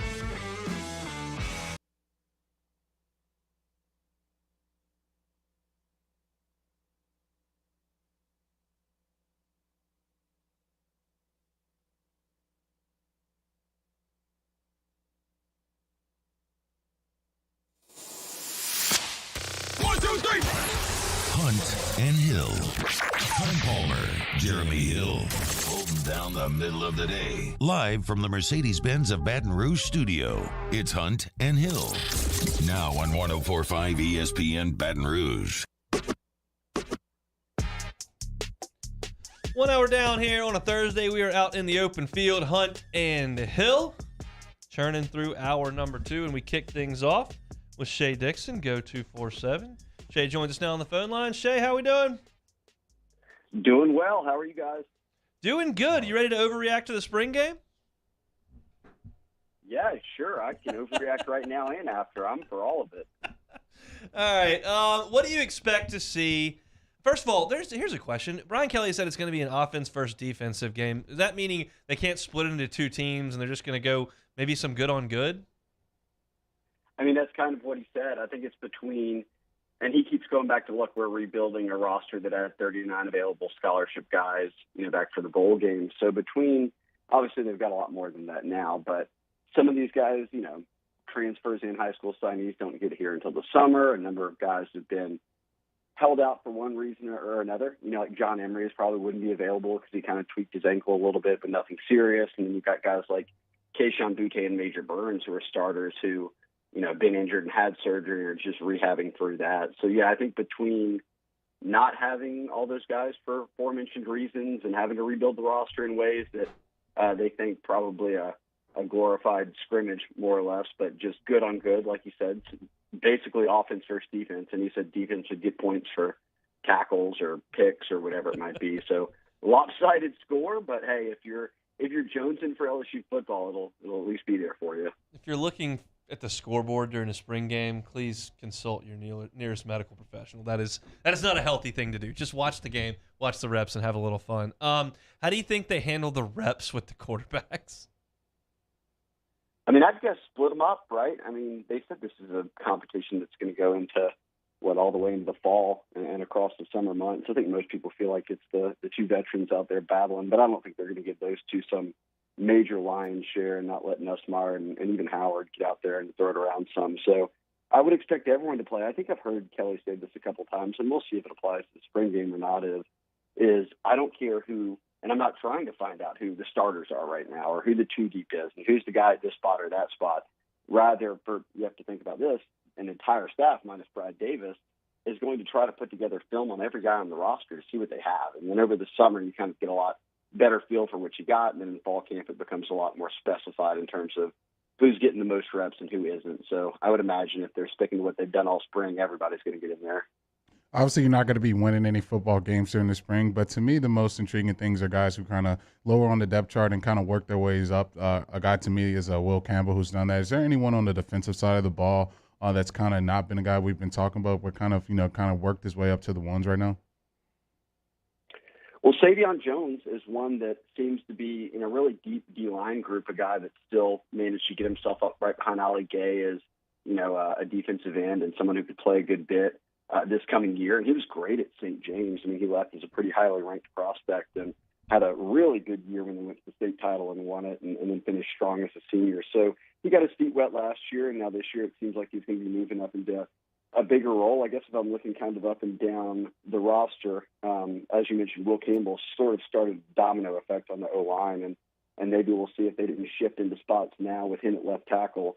and Cameron Wire and Marcus Dumerville at right tackle battling and figuring out the middle there if they're not kind of set, or at least kind of figured out a five that they really like. But I'd say Mike Jones would be another, and Greg Penn at linebacker, two guys who didn't start last year but are getting a ton of first-team reps this spring. And obviously with Matt House, the D coordinator, also working with linebackers, he works pretty closely with those two. But we'll see Baskerville play plenty. They took a transfer in West Weeks. They've got a guy like Harold Perkins showing up this summer. But I think those two, Penn and Jones, have used these 14, 15 practices so far to really make a big impact on the new staff. Shea Dixon, Go247, our guest here. This is not a guy who's going to start, but a guy that a lot of people were high on, and I'm curious if you've heard in your reports on Quincy Wiggins. Got every tool in the toolbox, but is raw. I think this is a good time for him in terms of the spring to kind of get into some fundamentals when they don't have to worry about getting ready for a game. Oh, you summed it up great. I think almost every offer Quincy Wiggins picked up was in person, because he had played his first year of football was the 2020 season, which was the COVID year. So it was already a shortened year. And he played those games at Madison Prep, and then he went, probably off about 5 or 6 games of film, touring around to colleges. And I can remember when he walked into LSU, they were pretty much like, all right, we'll offer you right now before camp even starts, basically, because he just looks the part. I mean, you can tell by his frame that he's going to continue to add weight. He's exactly what you want an SEC defensive end, edge rusher to look like. And then he got a full year at Madison Prep, obviously, this past year. Under his belt. So raw is right. I mean, he's going to be in his first year. He's an early enrollee, so that really helps him. So you don't set the bar super high right away, but I think he's a guy, even much like Savion Jones, a deep defensive line group. He's one of the younger guys, obviously one of the young gifts. But if Jamar Kane and that defensive side, the coaches can kind of bring him along quickly over the spring and summer, you'd have to think they're going to throw him out there, get his feet wet, and see what he can start to do for you. And I think they can afford to do that with how good they are across the D-line when it comes to giving a few of these guys a breather. I know this quarterback competition has kind of been the talking point of this whole spring, but to me, a guy that's kind of been lost in it all is Walker Hott. I've heard he's had actually a really good spring this far. Do you see a world where he actually plays a snap this year? Or you think they're going to keep him far away from the field next season? Yeah, I think he stays far away, and I think that's good, right? I mean, I know everyone's looking for instant gratification out of the transfer portal, and guys should come in ready to start, but it's, you're more benefited as a program and certainly as a quarterback in the SEC if you get a little time to kind of just settle into the college game. And he was coming off an injury, a couple injuries as a senior. He kind of gritted through all of them, and he's probably gritting through spring ball a bit with that hand. But with Brennan and Daniels, two vets in front of him, and then even there, if it goes beyond that, Nussmeier has certainly been out on the field before. He's got a year under his belt. He would be much more game ready. So I think the goal, even from Howard's camp, would be to take a red shirt, and we'll see if guys like Brennan and Daniels are even on the roster a year from now, and if he's not moved up into a quarterback competition with Nussmeier to start. Any recruiting angle on the spring game? Visitors, is that something that this staff is going to do? Yeah, it's going to actually be a really big weekend. They've got a couple of 5-stars coming in. Their biggest visitor is Dante Moore, the number 5 overall player in the country, but the number 3 quarterback. So you've got that kind of tight group of Arch Manning, Dante Moore, a couple of guys ranked really high as quarterbacks. And he's kind of the one guy I'd say that Joe Sloan and them have circled as kind of when you're looking at the very top, recruits in the country, he'd be one of the priorities. And the staff had recruited him at Notre Dame previously, so they've got some familiarity with him, at least from Brian Kelly's standpoint. And we'll see where it goes. He visited in March. He'll be back this weekend. They've got another 5-star out of Miami coming in, a receiver in Jalen Brown. They've got another top 50 receiver in Carnell Tate coming from Florida. And kind of I would note, Hunt, that more guys, and they've already got one commitment from a kid in Missouri in Mac Markway, a tight end, but they've got a Minnesota prospect coming in Jackson Howard. They've got obviously a number of guys coming in from Louisiana and Texas and Georgia, but tapping into the Midwest and even onto the East Coast is something we haven't seen a ton of. I mean, LSU would obviously offer those guys, but in terms of them coming down and visiting, I mentioned right off the top a guy, Dante Moore, is from Detroit, Michigan. I think the combination of, yes, a national brand, but also Kelly and a number of coaches who, have a lot of ties and are familiar with recruiting guys in the Midwest. And I'm not saying they're going to go camp out there and take everyone, but certainly when you look across at who the top 50, 100 players are in those areas, a number of them, almost probably double digits, have stopped by LSU at some point this spring. Is it right that I heard that this staff's going to be a little more selective with the amount of offers that they give out than previous staffs here? Is that something I just made up?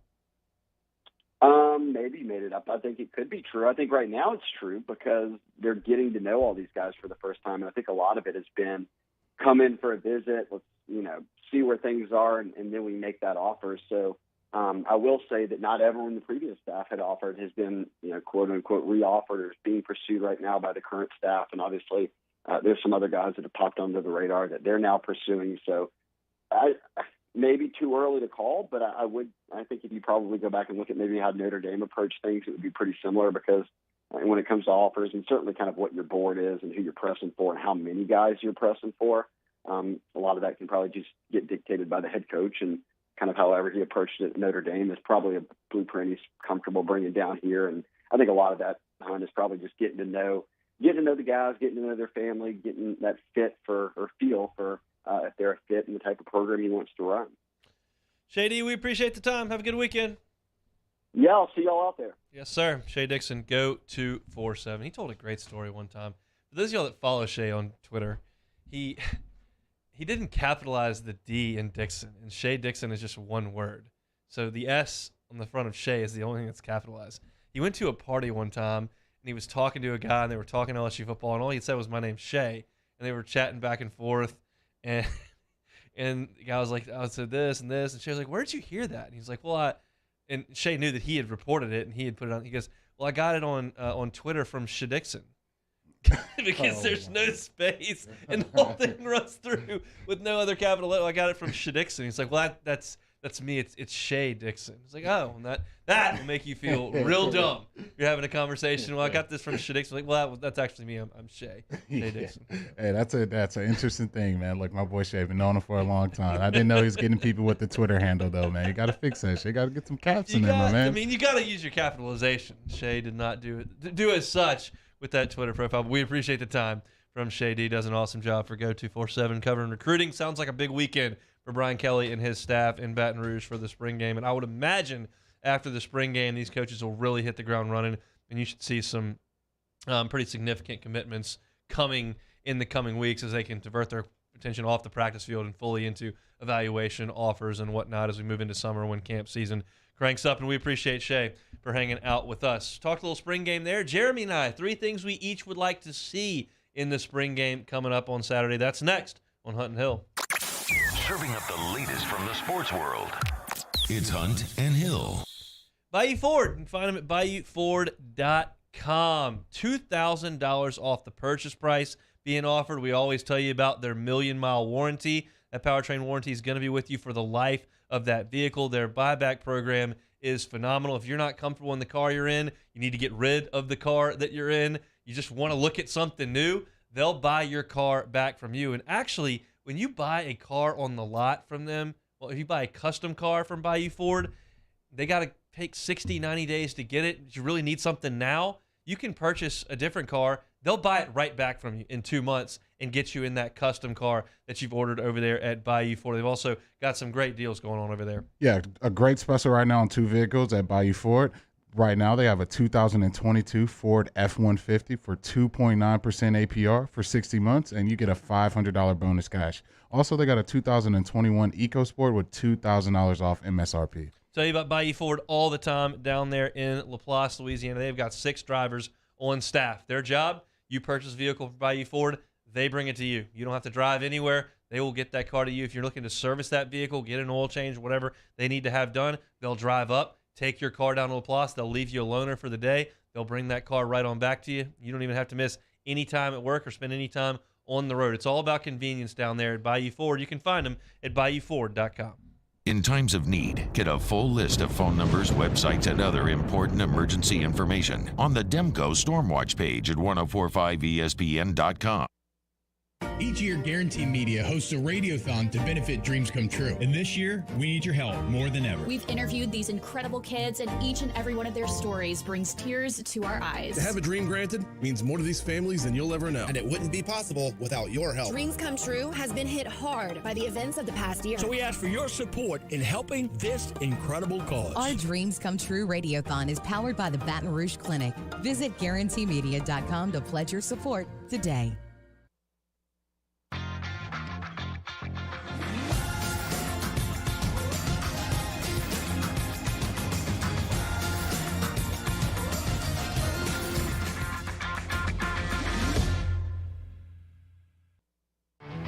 There it is, the extra mile, on the border of expected and extraordinary, for those willing to go further, like vans customized for work or play, with safety and tech to keep you connected. Supported by a 5-star sales, service, and finance team, and backed by the 1-star you know.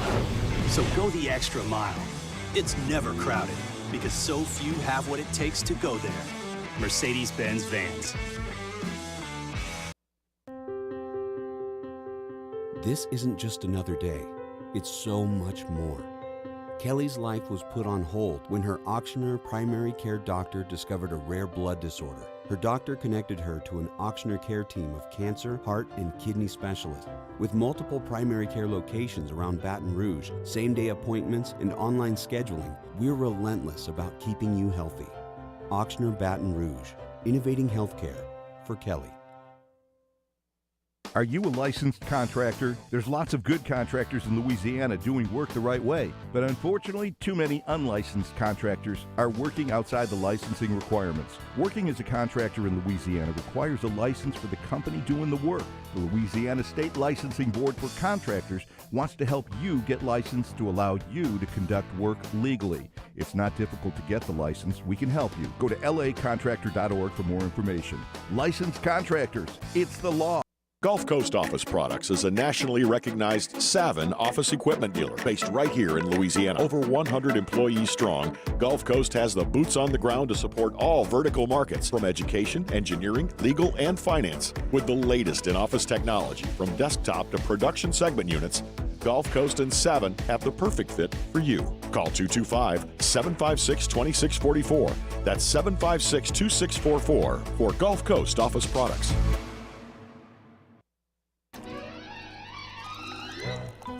Le posso offrire un caffè.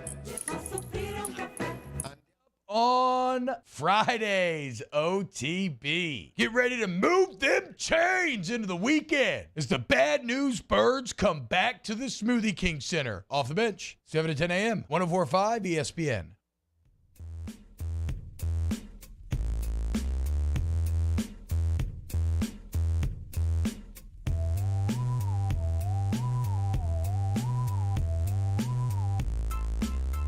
This is Hunt and Hill on 104.5 ESPN Baton Rouge.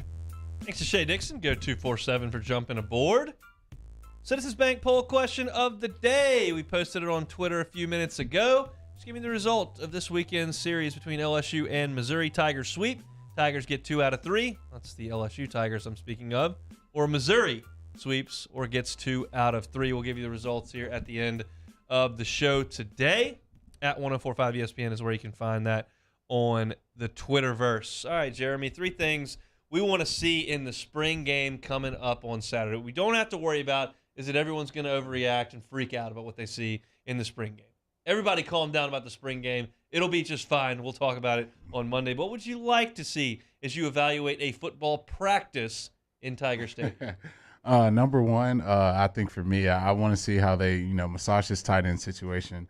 Obviously, watching a lot of Denbrock, watching a lot of Coach Kelly, a lot of 2 tight end sets, a lot of play action, a lot of tight ends blocking the guys on the edge. And so I know that's a huge piece of this offense. So I want to see, what guys that they're using. Obviously, Cole Taylor's probably going to have a huge role in that. And are they going to be using them in the passing game? Are they going to be blocking them? Just how are they going to use that? Because I think if, used properly, that could really help this offensive line out. Obviously, we saw Mashburn do a great job of that last season. So let's kind of see what Denbrock uses and how he uses these tight ends. That's part of the deal with the offense-defense special spring game, where you don't have 2 teams. You would have to split Mashburn and Taylor to 2 teams if you were going to do, purple versus white or whatever it is.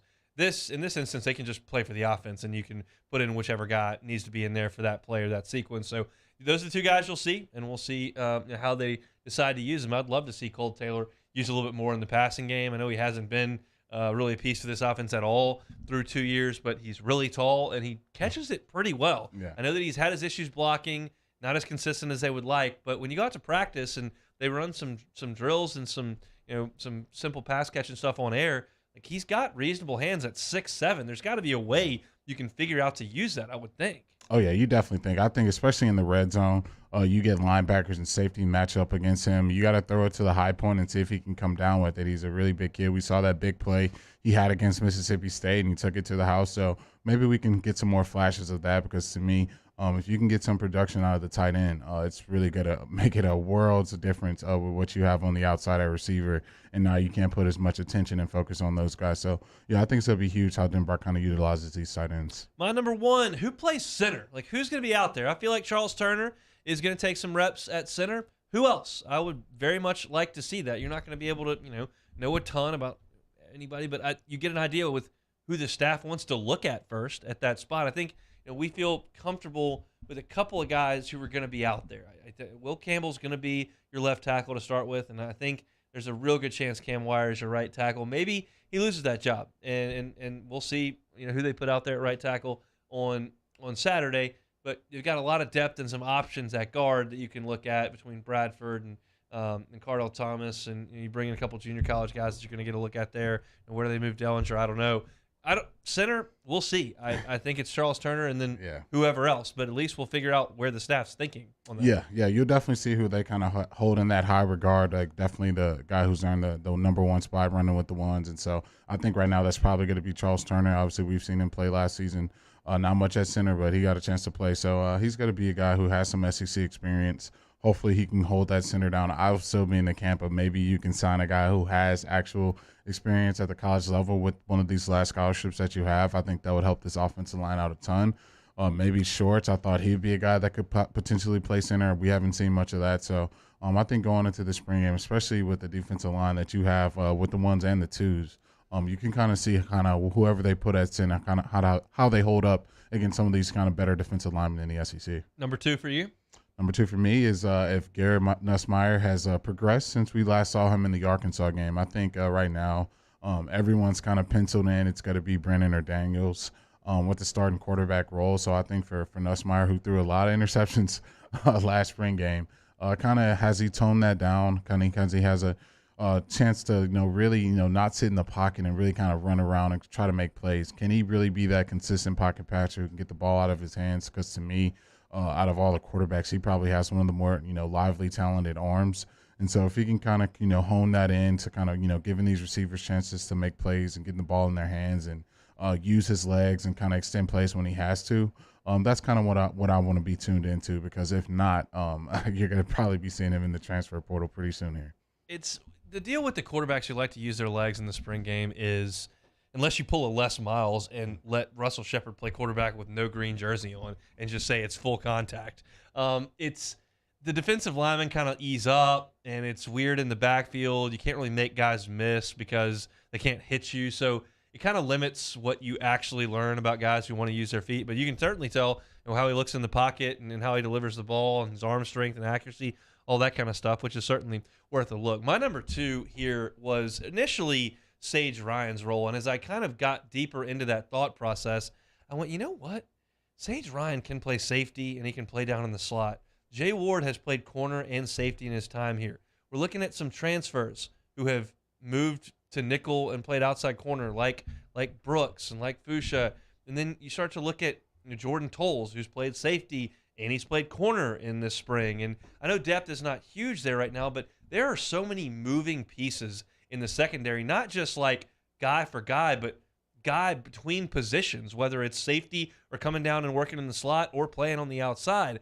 I feel comfortable saying that Mekhi Gardner is going to play on the outside. Jarek Bernard-Converse, when he gets healthy, is going to play on the outside. But there's a lot of guys moving around the other spots, and I'll just kind of have an eye out for where guys play. I think I think you can react more violently to a big play or a big mistake if a receiver drops two passes or a quarterback misses a read and throws a pick, and that's going to happen, and that's one play that I have a hard time making a huge reaction to.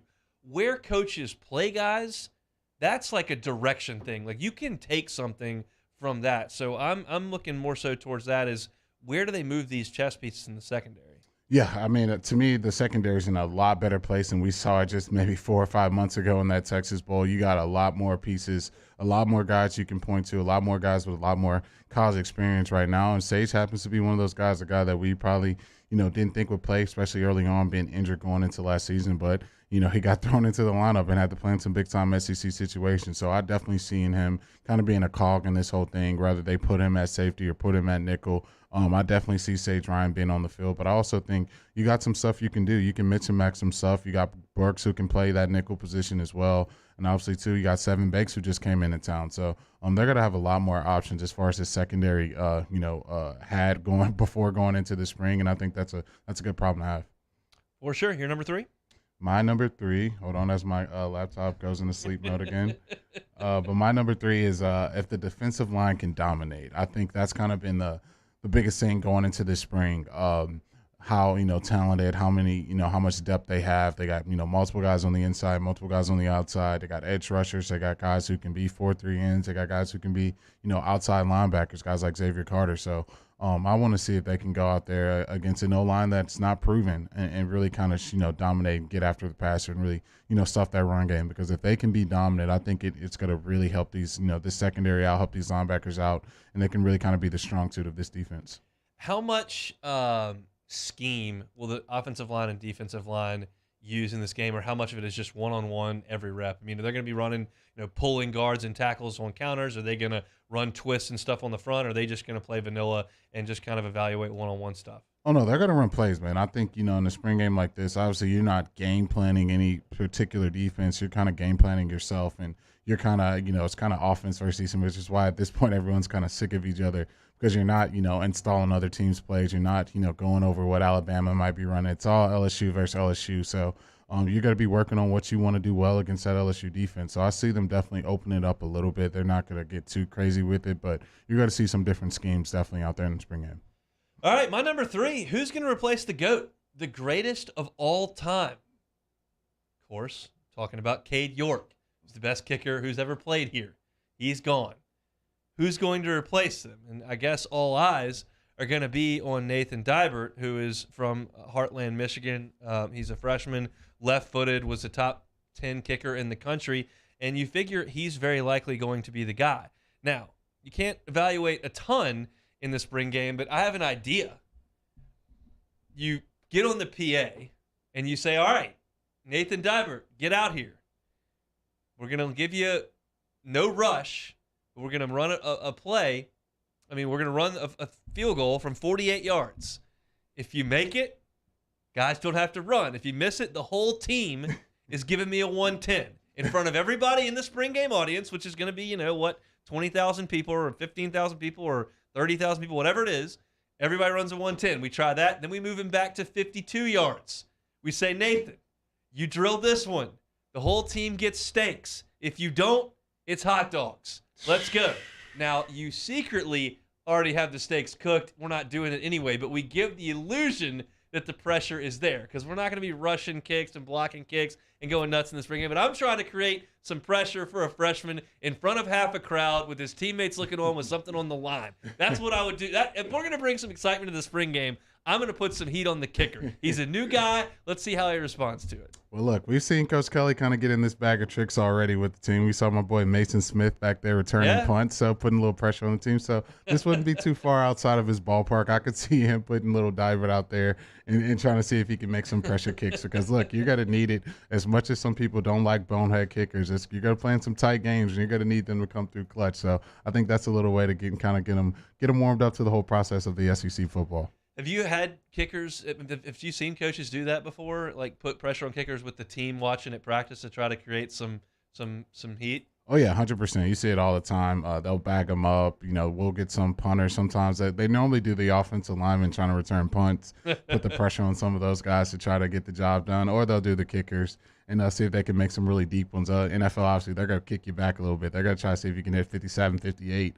They're going to put a little pressure on you. But, yeah, coaches definitely try to do that, get a little camaraderie with the team going. I don't need him missing a 52-yard field goal and literally making the team miss out on steaks and get hot dogs so everyone's ticked at him while they're eating dinner. We're going to keep everybody happy after we're done. We're going to cook steaks, but he doesn't know that in the time. When I was in high school, we used to shoot free throws to run, and that was how you created a little bit of pressure when you were tired at the end of practice, and if you made them, you didn't have to run. If you missed, you had to run, that type of thing. That's really – you can't create in-game pressure for kickers, and you can go out there and hammer 50-yarders all day in the practice field, and it is what it's like going to the driving range. If you're a golfer, you can stripe drives all day, get on the first tee with water left and trees on the right. All of a sudden, it gets a little more difficult, and that's the same deal with kickers. So, I would look at that if I was running a spring game here. We'll see what Brian Kelly decides to do. My 1, 2, 3 for things to watch at the spring game: who plays center, how do they move the chess pieces in the secondary, and who are the field goal kickers? Jeremy, your 3? Yeah, my 3 was how Denbrock uses the tight ends and,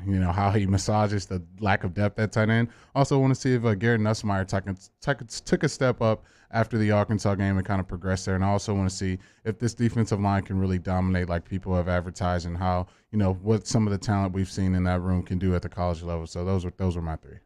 Crawfish King Cook-Off returns to downtown Baton Rouge Friday, May the 6th. Team spots are limited, so reserve your team as soon as possible by visiting crawfishkingcookoff.com. You register a team, you're supporting the Big Buddy program and junior achievement. It increases youth mentoring activities in schools around other after-school programs. So go to crawfishkingcookoff.com, register your team. We will have that thing Friday, May the 6th, downtown in Baton Rouge. 30 more minutes to go. Come back, a legend retires, get you caught on scores from the Zurich, and a look at the NBA playoffs this evening. That's all next on Hunt and Hill. Hunt Palmer, Jeremy Hill, Hunt and Hill. Our listeners fire off their opinions on the jimsfirearms.net hotline at 499-1045. Keep listening for your next chance to shoot us your thoughts with the jimsfirearms.net hotline on 1045 ESPN Baton Rouge.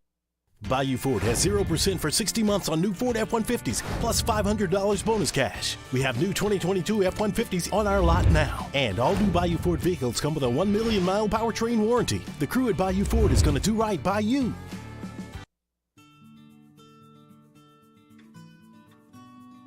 This is a house call. This is a follow-up appointment. This is a diabetes checkup. This isn't just more convenient care, it's more advanced care. This is innovating healthcare at Louisiana's #1 hospital, Auctioner. Gulf Coast Bank and Trust is giving our customers the power to bank anywhere, anytime during this challenging event. And we're right there with you. Our mobile banking app is a smart way to manage your money and time. Gulf Coast Bank and Trust, the bank that cares about you. At All-Star Toyota, you get it all. If you're in the market for an all-new Toyota vehicle, come see our friendly and knowledgeable sales team at All-Star Toyota. Located in Baton Rouge at the corner of Airline and Goodwood, we've been serving our community since 2005 by offering a large selection of new Toyota cars, trucks, and SUVs. Get behind the wheel of your dream car and take a test drive at All-Star Toyota today. ServiceMaster Elite create clean, disinfected work environments. As a local business, we take pride in serving the New Orleans and Baton Rouge areas. Our cleaning protocols follow CDC and OSHA standards for healthcare settings, offices, senior living, restaurants, and industrial plants. Contact ServiceMaster Elite to get your operation ready for reopening with germ disinfection cleaning. ServiceMaster Elite, the trusted choice in professional cleaning since 1996. Eli's always been into grilling. It took us a while to see it, but the signs were there. What are you doing, Eli? I knew grilling was my thing. I have been talking about it throughout my career. Happy with the results? I am. Got the new grill from barbecueguys.com. It performed great. My advice, as I always told my boys, do more of what you were born to do. Barbecue Guys, for those who were born to grill. You want cheese on your burger, Pops? I'll take a little cheese.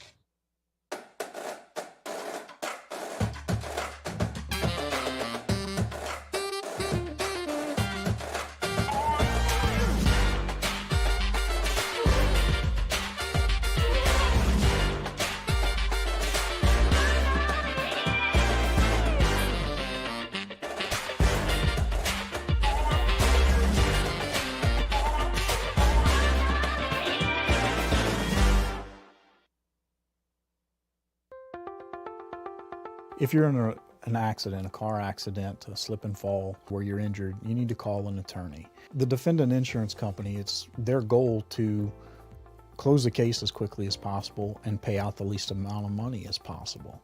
That's why it's important to call an attorney and call the law office of O.C. Brown. At the law office of O.C. Brown, we're a family-owned firm. We want to be your law firm for a lifetime. And this year, 2022, it's time to finally treat yourself. Bring your boat to the next level with front-to-back boat service. You want the latest and greatest marine technology? You want to go to the place that has not one, but two NMEA-certified techs. Family-owned and operated by the Sherman family for 30 years, Front-to-Back is the answer in Baton Rouge for all of your custom boat needs. So head to fronttobackboatservice.com or find them on Facebook. Moscona inviting you to join us for Thursday's AFR, presented by the Aesthetic Medicine and Anti-Aging Clinics of Louisiana. We're previewing the LSU-Missouri baseball series, Game 1, and we're 1 week out from the draft. All the latest storylines. Join us, 104.5 ESPN Baton Rouge.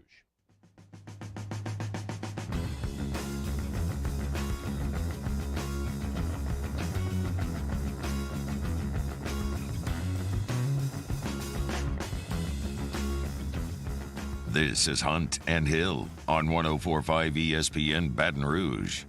Quick update from the Zurich Classic down in New Orleans. Victor Hovland and Colin Morikawa finished their day at 7 under. So did their playing partners Cam Smith and Mark Leishman, that Aussie duo. Those two teams shot 65. The story of the day may be the 65 from Bill Haas and Jay Haas, father and son.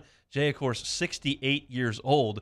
They posted a 65 today. Your leaders right now, Aaron Ray and David Lipsky shot 11 under, as did Tommy Gainey and Robert Garrigus. Robert Garrigus made the news yesterday of becoming the first golfer to pledge his allegiance to the Saudi Tour, and now he's in the lead in the tournament the next day. I'm sure the PGA is thrilled about that. You look at some other teams on the course with some name recognition. Tyrrell Hatton and Danny Willett, former Masters winner, 9 under, 2 shots back. Shane Lowry and Ian Poulter, a couple of European Ryder Cuppers, at 8 under. They are tied for 9th. So that's your look at the Zurich Classic. Big story yesterday, Jeremy. Jay Wright from Villanova decides at 60 that he is going to step down and retire. Personally, I think it is awesome. He has won 2 national championships. He is still very much a youthful man who's got a ton of money. Why don't you enjoy the rest of your days instead of spending them chasing around 16-year-old, 17-year-old kids, dealing with name, image, and likeness, trying to deal with the transfer portal? Just go enjoy your money. Do what you want to do. I think it's awesome, and I think you're going to see more of this now that coaching salaries are what they are, and that it is a young man's game. You've got to have all hands on deck all the time in that position, and just maybe not what you want to do anymore. Look, he reached that crescendo like he has, and, you've reached as many, NCAA tournaments as he has, and just done for college basketball what Coach Wright's done. You reach a point where, there's not many mountains to climb anymore, and I think he's climbed the mountain in a very, very high fashion, and I think you got to give your flowers to Coach Wright. Obviously, for a lot of people in that conference, they're probably really cheering right now, but he's done really well for Villanova basketball, and so you just got to tip your cap to him and wish him well on his way. It's one of those deals where it's like you said, he's reached the top of the mountain. If you're Brian Kelly and you're 60, and you just look at this and go, I've still got to accomplish the goal. I haven't gotten there. I got to accomplish it. Jay Wright hasn't done it. I mean, Jay Wright has done it. He has accomplished that goal. And it goes back to a conversation I had with a former college coach recently, and he said that he believes that coaches are going to start stepping away earlier. It's just going to be what you see. We just saw Sean Payton duck out, got a ton of money, go make some more calling games, and you don't have to worry about the ridiculous hours they've got to put in. You look at what Jay Wright has done. Sean McVay was looking at stepping away potentially. That's what it's coming to, because coaching has devolved into this ridiculous hours and now ridiculous responsibilities. We had Stuart Mandel on yesterday talking to college football coaches about name, image, and likeness. They hate it. Talking about transfer portal. They hate it because it makes their job far more difficult. You got to deal with all these dollars and cents you didn't necessarily have to deal with previously, and you got to deal with kids transferring on a whim the next day with no penalty, and they're just gone. And that's not something that coaches had to deal with. And whether you think it's good or bad is absolutely not the issue. You may think power to the players, it's awesome, and that's great. You may think it's ruining the sport, and whatever. You can think that too. It's fine. But it makes the job harder. That's not even arguable. And I think this is going to be more common. When you've got as much money as these guys have after years of coaching, you don't have to deal with it anymore. Step on out. Yeah, you definitely don't have to deal with it. It's so many hours. I mean, these guys are, sometimes working 17, 16-hour days, and, they turn around and do it tomorrow. And I think you said it best. Not only having to go out there and get on the recruiting trail and get, incoming freshmen, now you have to recruit your entire roster and try to stop some of these guys, from going to other schools. I'm sure he just saw a player from his team, Quinterly, who's at Alabama, who was at Villanova, go and make three-pointers for those guys now. So it's something that's never going to be ended. You got to put in a ton of hours, ton of work, and when you've accomplished the things that Coach Wright's accomplished, I don't see him, just eager to, continue to work those amount of hours and do the things he's been doing. So he's had a great coaching career, and like I said, you got to give him his flowers for that. News out of the NBA as we stick with basketball and shift gears a little bit. Phoenix Suns star Devin Booker. That was impressive. Let's try to read that again. Phoenix Suns star Devin Booker has suffered a grade 1 right hamstring strain. The prognosis is that it's going to take 2 to 3 weeks for that to heal. This just got interesting. I mean, there's no two ways about it. The Pels are now very much a factor in this 1-8 series because the best player on the opposite team, the leading scorer, an all-pro, is no longer available in this series. Yeah, that's a huge swing in momentum. I think for the Pels, you couldn't have gotten better news. Obviously, a lot of people say, hey, we want to beat this team and then at their best. We're going to, dominate them. I'm sure for the Pels, a team that was in the play-in tournament, now you find yourself in a very, very advantageous situation. They'll take it. We do that segment every day. But if I'm the Pels, I'm sure they'll take that situation. Obviously, you're going to be in a packed-out Smoothie King Arena, and that place is going to be a ruckus environment. And I think they're going to feed off that energy, and it's going to be very tough for Phoenix to try to come win in that place. So if I'm Beyond, I'm CJ, I'm in attack mode from the moment they tip that ball off, and I'm putting all the pressure on those guys to really make a lot of tough shots and try to get this series back, at home court with Phoenix. Based on watching the first two games, knowing that Booker's not going to play, and understanding how this Pelicans team has played for the last month, I would think it would be a betting favorite that New Orleans at least gets one of these games. It would be more likely that New Orleans wins one or two of these games than it would be that Phoenix wins both. And so that automatically makes this a 3-game series. Now, 2 of the 3 would be in Phoenix if they split here, but that is not what we would have expected a month ago or a week ago. It's crazy, crazy stuff. Let's go to the scores from last night where we get to some take it or leave it to finish things up in the last segment. The Celtics moved their lead in the series to 2-0 over the Nets. Big deal. Nets still very much alive. How do you read that series right now? Yeah, the Nets let one slip away in both of these games. I'm sure they're going back to Brooklyn. They scored 17 points in the fourth quarter. Yeah, I mean, they were up 17 in the second half, and they just kind of let one get away. And obviously, the first game, you lose a buzzer beater. That's always going to be demoralizing. But to me, especially in a series like this, series doesn't really change until someone goes on the road and takes a game. And so if you're Brooklyn, you want to hold serve at home and put the pressure on Boston to go win a Game 5, but you got to start that with winning Game 3. And you've had some good moments against them, but they just haven't had a chance to close it out. And I think the Celtics defense was phenomenal in all these fourth quarters. They were swarming on Irvin, swarming on Durant, and you saw them really take full advantage of that. So if I'm Brooklyn, you got to hold serve at home and try to make this a series going back to Boston.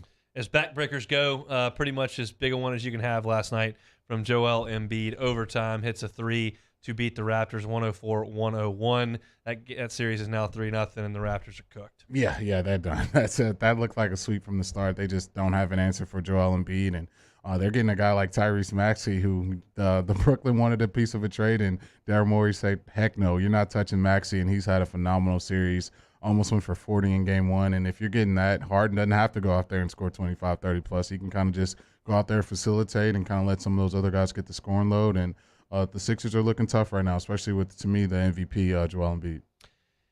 When you're up in Milwaukee, you have to deal with Chicago and its massive, massive fan base. And when the Cubs go play the Brewers, they fill a third of the stadium. And I saw a lot of red in Milwaukee last night because Milwaukee's not very big and Chicago is massive. And the Bulls go up there and steal a game in Milwaukee. They win at 114-110. Do you give the Bulls a realistic shot, or is it going to take 41 from DeRozan every time out? Yeah, it's going to take 45, 50 balls from DeRozan. That's just what it's going to take. And they're just undermatched in this matchup. But it's playoff basketball, and what you need in these situations is a guy to play at a superstar level, and that's what they have in DeRozan right now. So if he can continue to play like that, it's going to put pressure on Milwaukee. But I don't see the Bulls winning this series. I think they can possibly push it to 6 or 7 games, but seeing them come over the top of the Bucks, I'd be extremely shocked by that.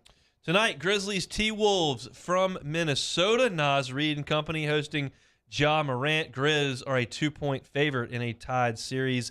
I like the Grizzlies to go on the road, win that game, and cover. What you think? Oh, yeah, I like the Grizzlies. Obviously, they let one slip away in game one. Really didn't play to the level of energy that they normally play with that swarming defense and that attacking offense that they have with Ja Morant. But I don't see the T-Wolves winning this series. I think the Grizzlies kind of come back and handle business there. Mavs and Jazz from Salt Lake City. Utah 7-point favorite at home. I would lay the number there. By the way, I've won like every NBA bet. I don't know that much about the NBA, and I'm just kind of throwing them out there, but I'm winning them all. So just take it what you will. Yep.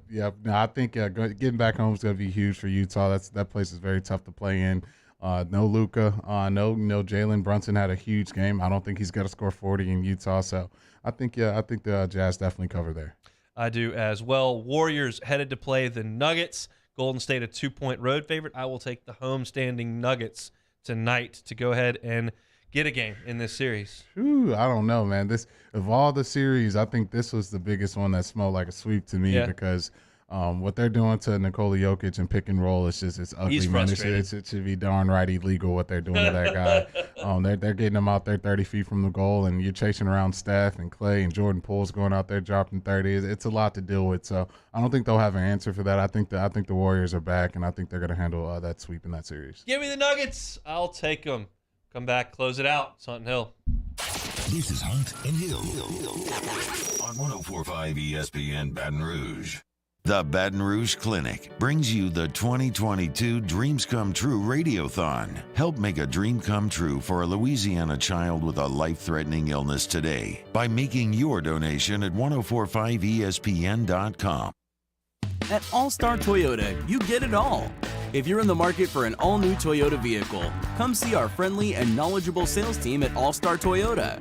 Located in Baton Rouge at the corner of Airline and Goodwood, we've been serving our community since 2005 by offering a large selection of new Toyota cars, trucks, and SUVs. Get behind the wheel of your dream car and take a test drive at All Star Toyota today. Hey, look what I found! The motivation I needed to live healthy. My new favorite sport. I found my groove. I found I'm part fish. My second win when I needed it most. I found more than a gym. The affordable childcare this mom needed. Time for myself.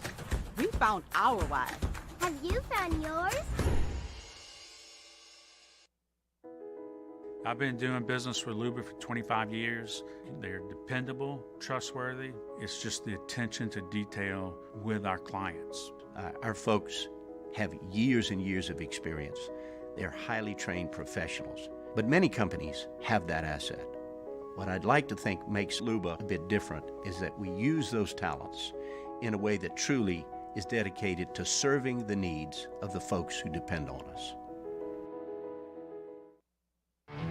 There it is, the extra mile, on the border of expected and extraordinary for those willing to go further, like vans customized for work or play, with safety and tech to keep you connected, supported by a 5-star sales, service, and finance team, and backed by the 1-star you know. So go the extra mile. It's never crowded, because so few have what it takes to go there. Mercedes-Benz Vans. This isn't just another day. It's so much more. Kelly's life was put on hold when her auctioneer primary care doctor discovered a rare blood disorder. Her doctor connected her to an auctioneer care team of cancer, heart, and kidney specialists. With multiple primary care locations around Baton Rouge, same-day appointments, and online scheduling, we're relentless about keeping you healthy. Auctioneer Baton Rouge, innovating healthcare, for Kelly. Are you a licensed contractor? There's lots of good contractors in Louisiana doing work the right way, but unfortunately, too many unlicensed contractors are working outside the licensing requirements. Working as a contractor in Louisiana requires a license for the company doing the work. The Louisiana State Licensing Board for Contractors wants to help you get licensed to allow you to conduct work legally. It's not difficult to get the license. We can help you. Go to lacontractor.org for more information. Licensed contractors, it's the law. Gulf Coast Office Products is a nationally recognized Savin office equipment dealer based right here in Louisiana. Over 100 employees strong, Gulf Coast has the boots on the ground to support all vertical markets, from education, engineering, legal, and finance. With the latest in office technology, from desktop to production segment units, Gulf Coast and Savin have the perfect fit for you. Call 225-756-2644. That's 756-2644 for Gulf Coast Office Products.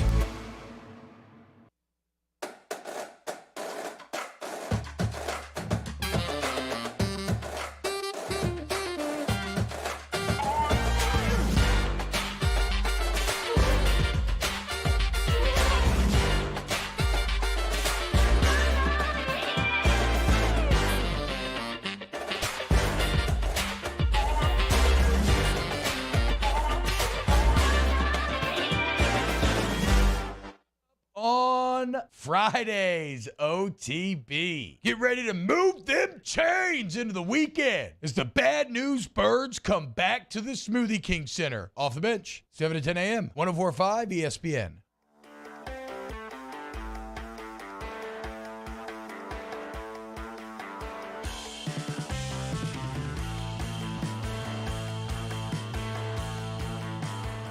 Hunt and Hill, 104.5 ESPN Baton Rouge.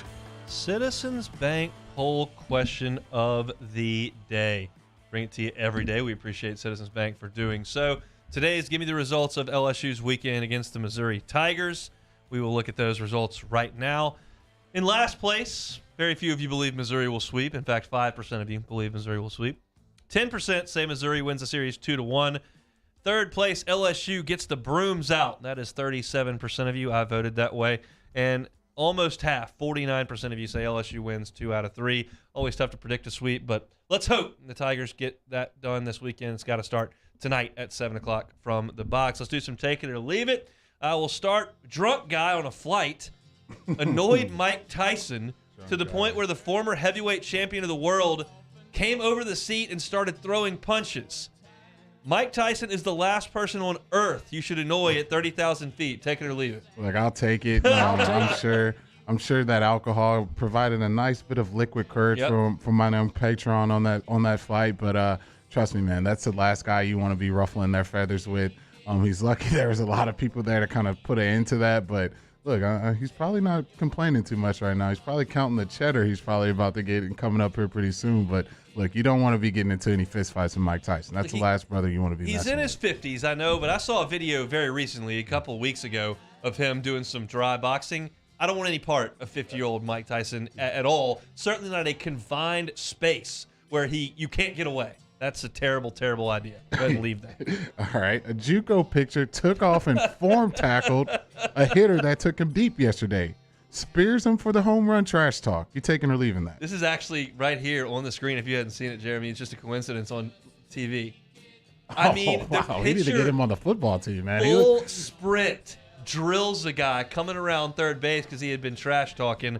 I'm going to go ahead and leave that. I think we probably need to take the form tackling out of baseball. Trash talk has its place here and there. Some things you can say, some things probably stay away. I would probably tell the pitcher to get the guy out and don't let him hit it 380 feet over the wall. Certainly don't take off and form tackle. That would be my thought. Dolphins quarterback Tua Tagovailoa says the addition of Tyreek Hill not going to bring any added pressure this year. Says more of an opportunity. See what the team can accomplish next year. Tua's under no pressure. Take it or leave it. I'm going to leave that. Look, Tua's audition started the day that they signed Tyreek Hill. He's on the clock here, man. They're going to want some production, especially high-level production. I don't think getting anywhere outside of the playoffs is going to get Tua any extra, flowers with that organization. They're going to want to see him make a deep playoff run this year. He's had enough time to kind of get in the NFL, get his feet underneath him. You add a Tyreek Hill and you pay him the amount of money that you just paid him. They're going to want to see that on full display. So, yes, the pressure is on to you got to perform this year or they're going to be moving on next year trying to find another quarterback. All right, last one here. Mark Schlabach of ESPN.com made his way to 22 football season for college football with the Texas A&M Aggies getting a number 5 bid in the country. Taking or leaving. Texas 8-4 will finish as a top 5 seed team next year. I'll leave it right there. Until it happens, I'm not gonna call for it. I'm gonna give it a possibility, but I'm not gonna call for it at this point. It makes me sick to even think about. So I will go ahead and leave that. The last one here I'll give you, Jeremy. We have a company crawfish bowl coming up right down the street at 2 o'clock. It is now 1:54 straight up. I will get there before 2 o'clock. Take it or leave it. I'll take it. Yeah, you're right there, man. We're in sweet Baton Rouge downtown. No traffic, easy flowing. Probably great weather outside. Yeah, you'll be there. I got a bet with Chuck P, who hosts with Jada Cody on Talk 107.3 in the afternoons. I said I'll be there before 2 o'clock. I get off the air at 1:55 with 45 seconds on that clock. So I've got 5 minutes and 15 seconds to get from this chair to the crawfish bowl. We'll see if I can make that happen. That's going to be the goal. To make that happen here today. Appreciate y'all for hanging out with us here on a Thursday edition of Hunt and Hill. We're counting down towards the weekend. If you missed any of the show, you can catch it on demand, 1045ESPN.com or on YouTube. We always love it if you like it or subscribe to our channel. In the first hour, we had Glenn West after we previewed LSU and Missouri from the box this evening. And in the second hour, Shea Dixon talking some recruiting and spring football. Sounds like a big recruiting weekend for LSU. Shea broke it all down again. Catch it at 1045ESPN.com on demand. Tigers and Missouri tonight. It'll be Mikhail Hilliard on the bump for LSU. Did they get it done tonight? Yeah, I think so. Missouri I don't know if they strike much fear in me. I know we kind of jinxed ourselves with that A&M series, but I'll take the Tigers in this, and the real Tigers, that is. Let's hope. 7 o'clock first pitch. You want to listen, you can catch it on our sister station, Eagle 98.1, 6:30 pregame with Chris Blair and Doug Thompson. The game will be broadcast on ESPNU. On the call will be Mike Morgan and Dave DeLucci. We'll be back tomorrow. Loaded show. Ryan Schimpf will join us in the first hour. Of course, presented by Angel Oak Home Loans. We'll react to LSU and Missouri. We'll get you ready for LSU's spring game one more time. And the Pels, no Booker for the Suns. We will be talking about that tomorrow as well. Have a good one. I'm out of here. Hunt and Hill.